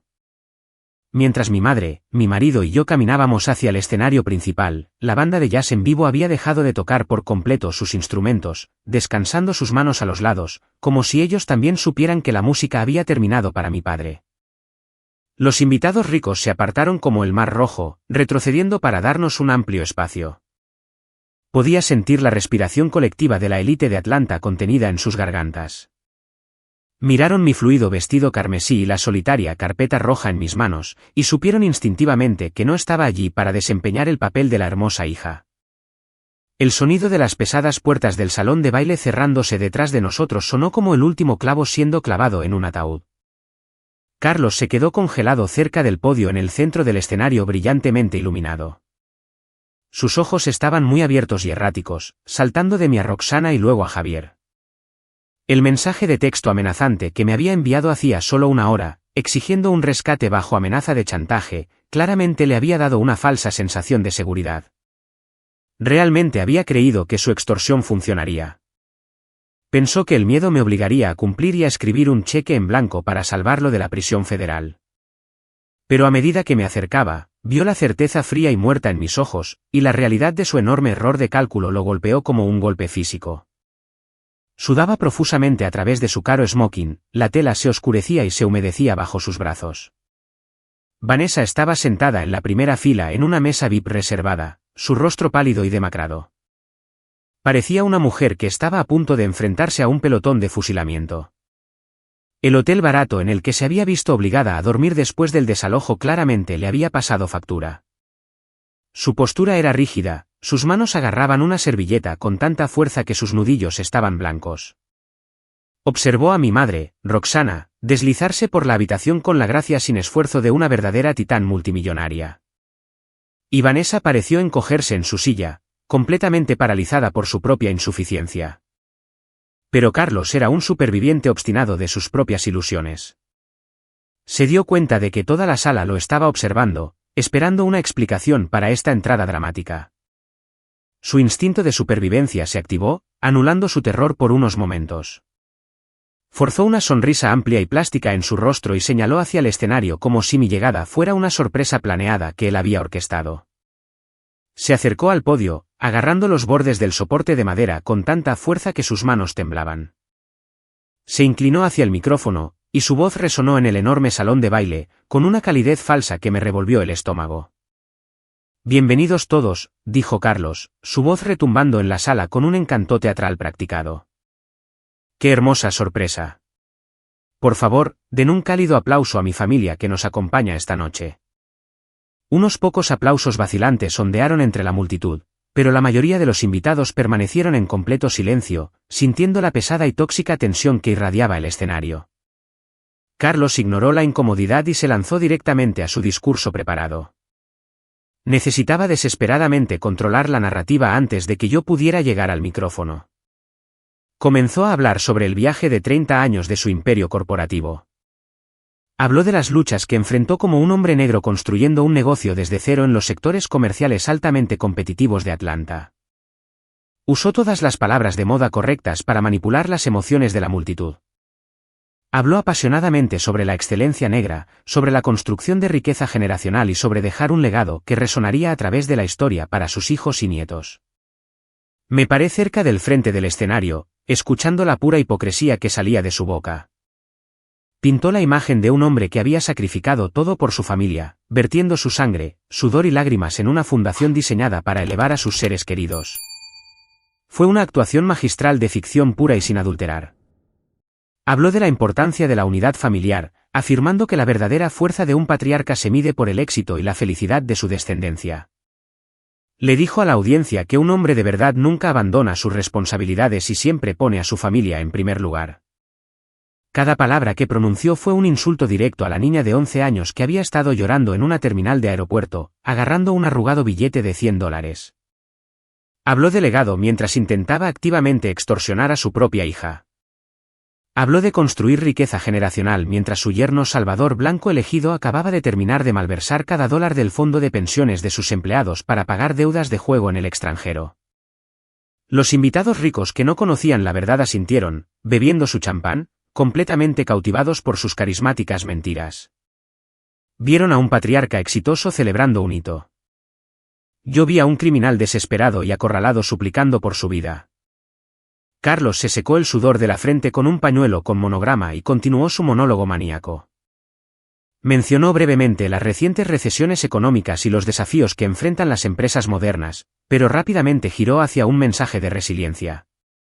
Afirmó que los verdaderos imperios no se desmoronan, simplemente evolucionan hacia entidades más fuertes. Estaba tratando de sentar las bases para la mentira masiva que estaba a punto de decir. Necesitaba enmarcar su inminente quiebra como un movimiento empresarial estratégico. Y entonces hizo su jugada final. Se giró hacia mí, extendiendo su brazo en un gesto de bienvenida y teatral. Me miró desde el escenario con una súplica silenciosa y desesperada en sus ojos, esperando que la fuerte presión de cientos de invitados que miraban me obligara a someterme. Pensó que el peso de la alta sociedad de Atlanta mirándome me haría dócil. Habló directamente al micrófono, su voz resonando con un falso orgullo. Y es por eso que esta noche no es solo una celebración de los últimos 30 años, dijo Carlos, su voz temblando ligeramente bajo la confianza fabricada. Esta noche es sobre el futuro. Siempre he dicho que mi mayor logro no es mi empresa, sino mi brillante hija, Elena. Ha construido su propia firma de contabilidad increíblemente exitosa, demostrando que el espíritu emprendedor corre profundo en nuestra línea de sangre. Y esta noche, mi hija está aquí para hacer un anuncio muy especial. Va a anunciar la integración de su exitosa firma en nuestro imperio familiar, asegurando nuestro legado financiero y demostrando que cuando esta familia se mantiene unida, somos absolutamente imparables. El salón de baile estalló en un fuerte aplauso. Los invitados aplaudieron y vitorearon, completamente inconscientes de que estaban aplaudiendo una situación de rehenes. Carlos estaba tratando de atraparme, usando la presión social de nuestra comunidad para arrinconarme. Pensó que me avergonzaría demasiado causar una escena frente a las personas más poderosas e influyentes de la ciudad. Pensó que me acercaría al micrófono, interpretaría el papel de la hija buena y leal, y me comprometería verbalmente a una fusión corporativa que salvaría a su empresa de la ejecución hipotecaria y a él de la prisión federal. Me sonrió, una exhibición enfermiza de afecto manipulador, y me hizo un gesto para que subiera las escaleras y me uniera a él en el escenario. No le devolví la sonrisa. No rompí el contacto visual con él ni un solo segundo. Me giré ligeramente y le entregué mi elegante bolso de noche a Javier. Mi marido lo tomó y me dio un lento y tranquilizador asentimiento.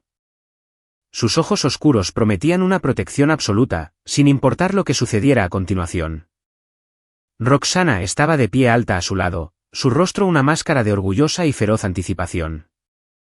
Mi madre había esperado 17 años para ver a este hombre enfrentar las consecuencias de sus acciones, y no se iba a perder ni un solo momento de su destrucción.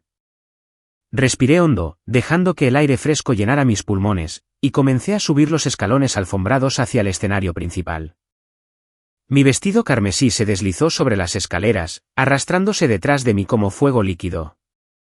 La pesada carpeta roja que contenía la autopsia financiera completa y su ruina absoluta descansaba segura en mi mano izquierda. Cada paso que daba se sentía como una vida de curación, culminando en un momento definitorio. Pensé en la casa helada y oscura a la que tuve que regresar sola cuando era niña. Pensé en los años de terapia que necesité para darme cuenta de que su abandono no fue mi culpa. Pensé en la pura audacia de este hombre exigiendo mi dinero para salvar a las mismas personas que se habían burlado de mi existencia. Llegué al centro del escenario y me detuve justo al lado de Carlos. El aplauso de la multitud se apagó lentamente, reemplazado por un silencio denso y pesado mientras sentían la abrumadora tensión tóxica que irradiaba entre nosotros. La sonrisa en el rostro de Carlos parecía tallada en piedra, rígida y antinatural. Retrocedió ligeramente, cediéndome el podio, pero se quedó lo suficientemente cerca como para intimidarme. Respiraba erráticamente, su pecho se agitaba bajo su smoking a medida. Se inclinó cerca de mí, fingiendo ofrecer un abrazo paternal de apoyo. Cuando su rostro pasó por mi oído, susurró entre dientes apretados, su voz bajó a un siseo vicioso y desesperado lejos del micrófono. No arruines esto, Elena. Di lo que se supone que debes decir, o juro por Dios que destruiré a tu madre mañana. Filtraré todo a la prensa. Dame el rescate ahora. Ignoré su patética amenaza. No me inmuté, y ni siquiera dignifiqué su desesperación con una respuesta. Me acerqué al micrófono y miré sobre el enorme y brillante salón de baile. El foco era brillante y caliente, pero podía ver claramente cada rostro en la multitud. Miré hacia la primera fila donde estaba sentada Vanessa. Sus manos temblaban violentamente en su regazo. Agarraba el borde de su mesa VIP con tanta fuerza que sus uñas acrílicas parecían a punto de romperse. Parecía absolutamente aterrorizada, despojada de toda la falsa superioridad que había ejercido sobre mí durante 17 años. La mujer que se había sonreído con suficiencia mientras robaba a mi padre ahora temblaba con un vestido prestado, rezando para que le mostrara una piedad que ella nunca me había mostrado. Mantuve la mirada de Vanessa por un momento largo y terrible, asegurándome de que entendiera con absoluta claridad que ya no tenía poder. Quería que sintiera la misma impotencia que yo sentí cuando se alejó de mí en la puerta 24. Luego giré lentamente la cabeza y miré a Carlos. Estaba de pie a solo unos metros de distancia, tratando desesperadamente de mantener su falsa sonrisa para los fotógrafos cerca del escenario, pero el miedo crudo y primario en sus ojos era innegable. El gran patriarca de la familia estaba temblando, esperando que su hija salvara su vida o la terminara. Me incliné hacia el micrófono. Toda la sala estaba en silencio sepulcral, esperando que anunciara el rescate multimillonario que salvaría su patético legado. Coloqué la pesada carpeta roja sobre el podio de madera, dejando que el sonido resonara en los altavoces. Dejé que el silencio se extendiera por un segundo más, asegurándome de que mis palabras tuvieran el máximo impacto. Me paré perfectamente recta, proyectando la autoridad absoluta de una mujer que tenía todas las cartas de la baraja. Gracias, Carlos, dije, mi voz cristalina y completamente desprovista de calidez o afecto. Me negué intencionadamente a llamarlo papá. El uso de su primer nombre envió una onda de choque visible a través de las primeras filas de la audiencia. La gente se movió incómoda en sus asientos, sintiendo que el guión acababa de ser violentamente volteado. La falsa sonrisa de Carlos se desvaneció por completo, sus ojos se abrieron de puro pánico al darse cuenta de que había perdido el control de la narrativa. Continué hablando, mirándolo directamente a sus ojos aterrorizados, mi voz resonando fuertemente en el gran salón de baile. Pero hoy, no estoy aquí para anunciar una inversión. Estoy aquí para anunciar una adquisición. La palabra adquisición flotó en el aire silencioso del gran salón de baile como un peso físico, presionando a cada persona en la sala. Carlos me miró, su mandíbula completamente floja, su cerebro sin poder procesar las implicaciones legales y financieras de lo que acababa de decir. Volvió a mirar a la multitud, esperando que tal vez hubieran malinterpretado mis palabras, pero la élite negra rica de Atlanta lo miraba de vuelta con una fascinación depredadora. Sabían exactamente lo que significaba una adquisición cuando se pronunciaba en ese tono de voz. Carlos se volvió hacia mí, sus manos temblando violentamente mientras agarraba el borde del podio de madera. Intentó susurrarme de nuevo, rogándome que dejara de jugar, pero su voz había desaparecido por completo. Ya no lo miré. Miré directamente al equipo audiovisual estacionado en la parte trasera del salón de baile. Javier ya les había hecho una visita muy generosa esa misma tarde. Le di al técnico principal un breve y sutil asentimiento, confirmando que el momento había llegado. Al instante, las enormes pantallas de alta definición posicionadas detrás del escenario se volvieron completamente negras. El gráfico dorado y brillante que celebraba el 30 aniversario del imperio corporativo de Carlos se desvaneció por completo en la oscuridad. Un fuerte y colectivo jadeo resonó en la multitud mientras un nuevo conjunto de gráficos iluminaba las enormes pantallas. No era un vídeo de tributo lleno de fotos familiares felices. Era una red muy compleja e increíblemente detallada de estructuras corporativas, escrituras de propiedad y libros de contabilidad bancarios. Era exactamente la misma autopsia financiera que había pasado los últimos 5 años construyendo, capa por dolorosa capa. La carpeta roja que descansaba sobre el podio frente a mí era solo la copia física de la ejecución digital que se transmitía actualmente a cientos de invitados de élite y personal de los medios locales. Me incliné más cerca del micrófono, asegurándome de que mi voz se proyectara con una claridad absoluta e inflexible. Le dije a la audiencia que un verdadero legado corporativo se construye sobre la transparencia, la responsabilidad y el crecimiento sostenible. Señalé las enormes pantallas detrás de mí, dirigiendo su atención a los números rojos en cascada. Expliqué que en los últimos 5 años, la empresa que estaban aquí para celebrar no había crecido en absoluto. Los guié a través de las fechas y transacciones específicas, destacando cada vez que Carlos había vendido silenciosamente un activo comercial valioso o había tomado un peligroso préstamo subprime solo para mantener las apariencias. Les mostré exactamente a dónde había ido el capital. No se destinó a investigación y desarrollo. No se destinó a la retención de empleados ni a la ayuda a la comunidad. Se destinó directamente a financiar el estilo de vida de lujo escandalosamente caro de Vanessa y Beatriz.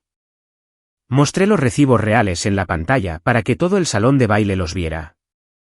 Mostré las facturas de tarjetas de crédito de 6 cifras para vestuarios de diseñador, los coches deportivos alquilados sin merecer y las vacaciones completamente frívolas a Europa y el Caribe. Le mostré a la multitud que Carlos estaba desangrando activamente su propia fundación solo para comprar el afecto temporal de una mujer que actualmente temblaba en la primera fila.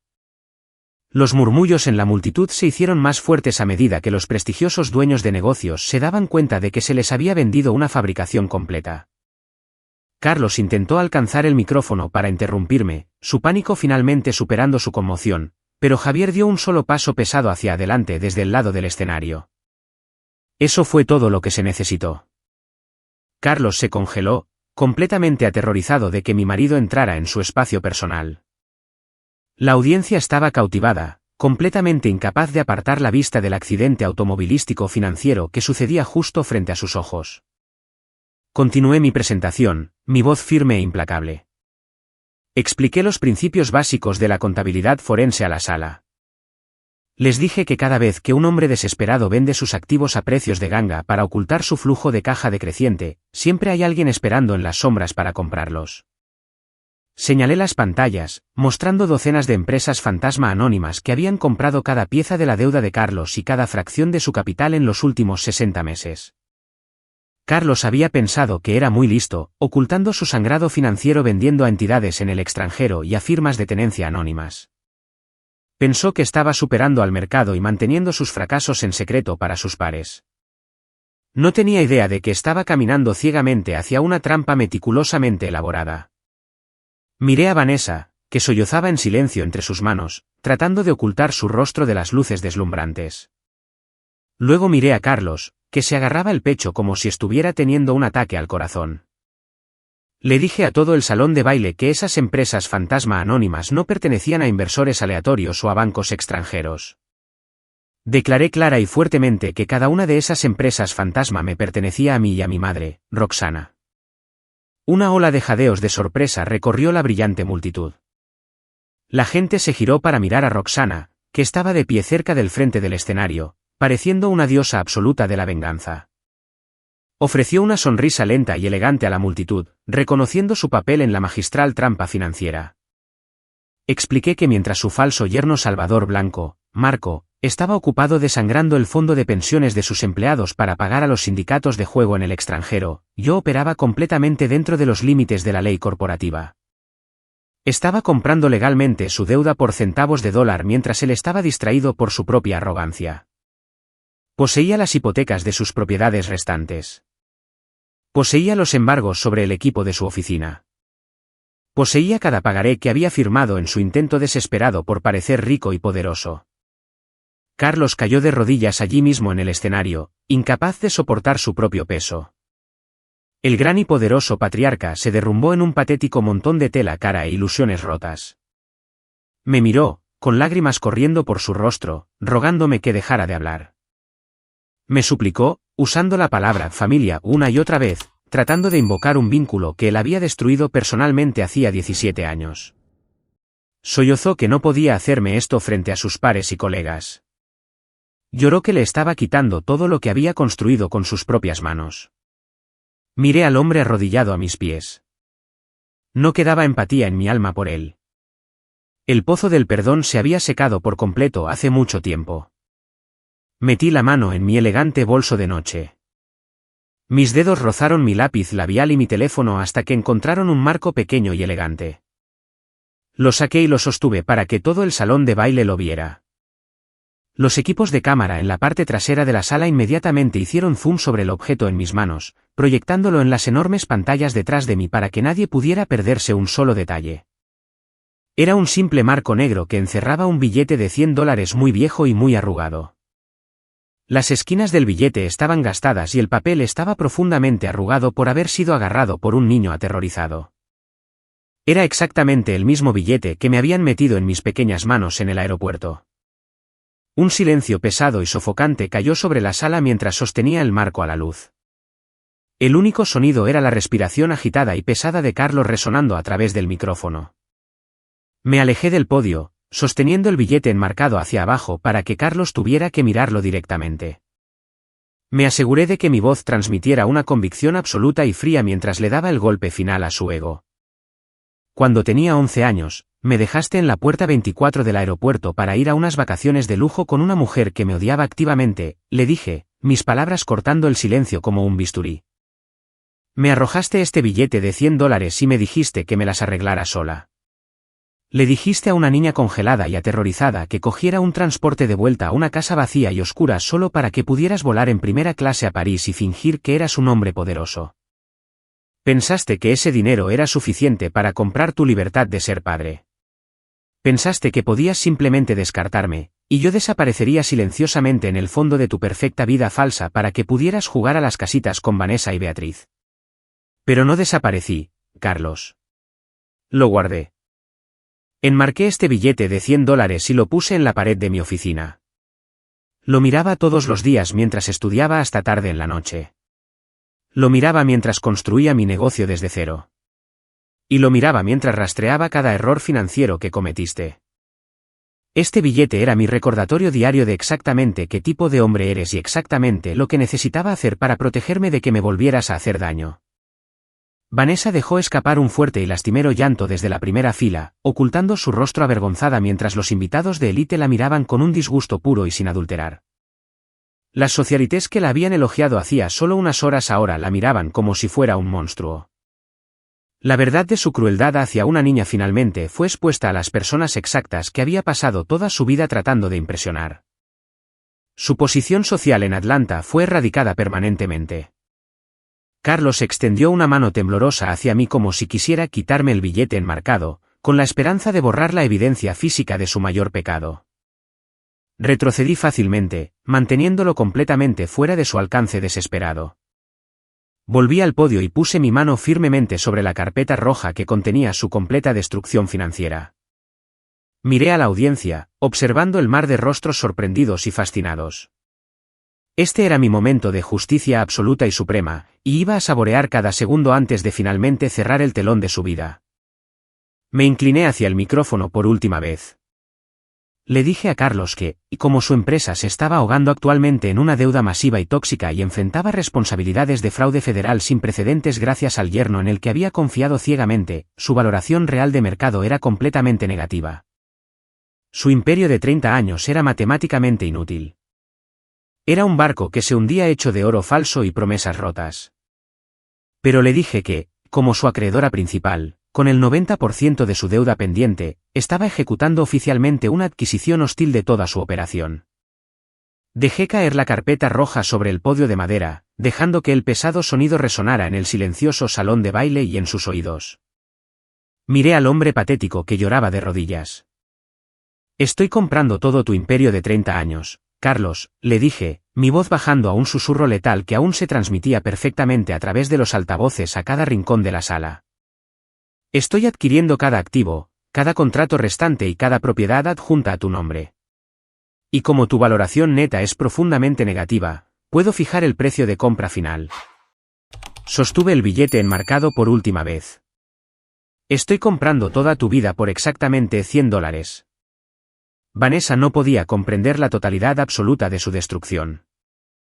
Las palabras $100 resonaron en su mente, haciendo añicos las últimas y frágiles piezas de su realidad fabricada. Dejó escapar un grito espeluznante que rasgó el pesado silencio del gran salón de baile. Fue el sonido de una desesperación pura y salvaje.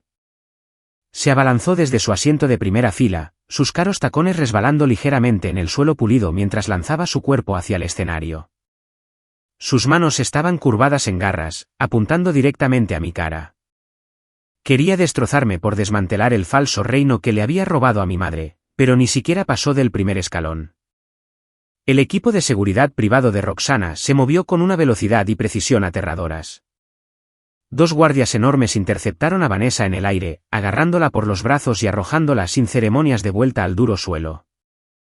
Su vestido de diseñador se rasgó a lo largo de la costura mientras se derrumbaba en un patético montón. La multitud de la élite rica de Atlanta jadeó, retrocediendo con puro horror mientras observaban a la antigua reina de su círculo social reducida a un desastre gritando y retorciéndose en el suelo. Antes de que Carlos pudiera siquiera procesar el violento colapso de su esposa, las pesadas puertas de caoba en la parte trasera del salón de baile se abrieron de golpe con una fuerza ensordecedora. No era la seguridad del hotel respondiendo a la conmoción. Fue una redada altamente coordinada. Docenas de agentes de la Oficina Federal de Investigaciones y oficiales de policía locales de Atlanta irrumpieron en el lugar. Sus botas tácticas golpearon las alfombras caras, abriéndose paso entre la multitud de invitados aterrorizados. Pasaron directamente por el bar abierto y las hermosas esculturas de hielo, dirigiéndose directamente al frente de la sala. Un equipo de agentes federales rodeó inmediatamente a Marco, que todavía estaba congelado en la esquina, tratando de esconderse detrás de un arreglo floral. Lo estrellaron contra la pared, forzando sus manos detrás de su espalda y esposándolo firmemente. El agente principal le leyó sus derechos en voz alta, anunciando cargos de fraude electrónico grave, malversación internacional y crimen organizado. Beatriz gritó, viendo a su marido Salvador Blanco ser arrastrado en absoluta desgracia. Luego, los oficiales restantes dirigieron su atención al escenario. Subieron los escalones y agarraron a Carlos por los brazos, haciéndolo girar. El patriarca de la familia, que acababa de jactarse de su legado de 30 años, fue esposado a la fuerza frente a cada uno de sus pares que alguna vez había intentado impresionar. Los oficiales informaron a Carlos que estaba siendo puesto bajo arresto federal por complicidad directa en evasión de impuestos y fraude corporativo masivo. Carlos luchó contra las pesadas esposas de metal que se clavaban en sus muñecas. Las cámaras del personal de los medios locales destellaron rápidamente, capturando cada segundo humillante de su caída. Sus ojos se movían salvajemente por la sala, buscando a alguien que lo salvara. Pero sus amigos ricos solo lo miraban con puro disgusto, dándose cuenta de que había intentado robarles su dinero para salvarse. Carlos dirigió sus ojos desesperados y aterrorizados hacia mí. El hombre arrogante que había amenazado con arruinar a mi madre hacía solo unas horas ahora suplicaba por su vida. «Elena, por favor», gritó, su voz quebrándose con una desesperación patética. «Soy tu sangre. No puedes hacerle esto a tu propio padre. Por favor, diles que paren».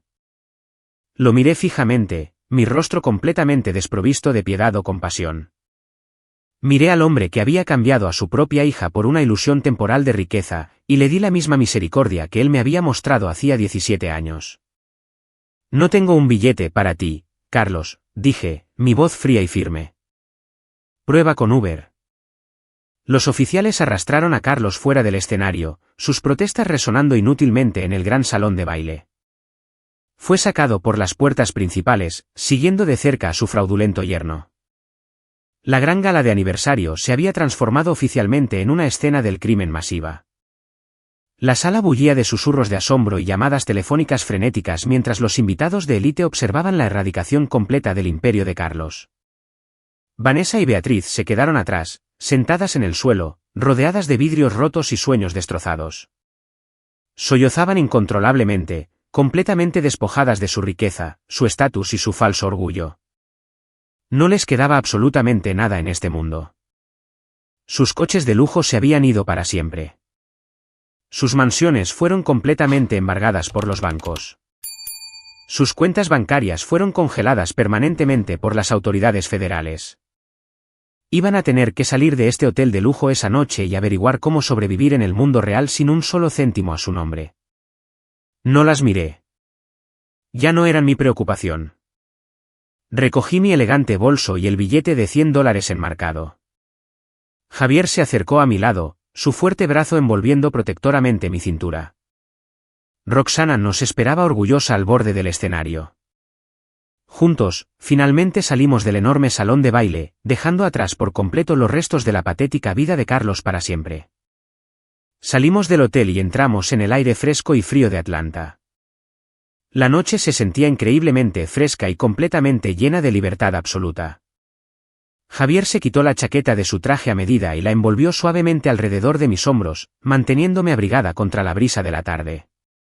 Un elegante Maybach negro con chofer se detuvo en la acera, deslizándose silenciosamente hasta detenerse frente a nosotros. Roxana abrió la pesada puerta y me sonrió, sus ojos brillando con un amor profundo y un gran respeto.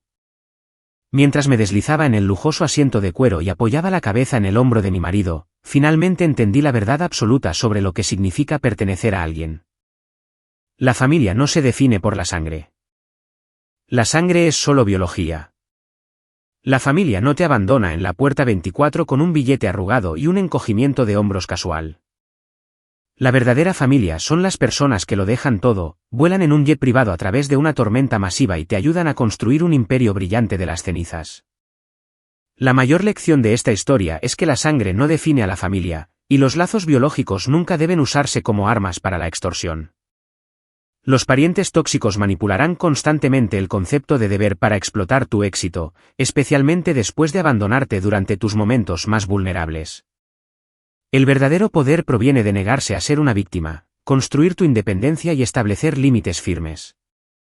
No le debes absolutamente nada a las personas codiciosas que solo te valoran cuando necesitan rescates financieros. La familia real te protege, te eleva y nunca te deja atrás para que te congeles en la noche fría y oscura. Elígete siempre a ti primero. Si esta historia resonó contigo, por favor, dale al botón de me gusta y suscríbete a nuestro canal para más historias sobre cómo reclamar tu poder absoluto.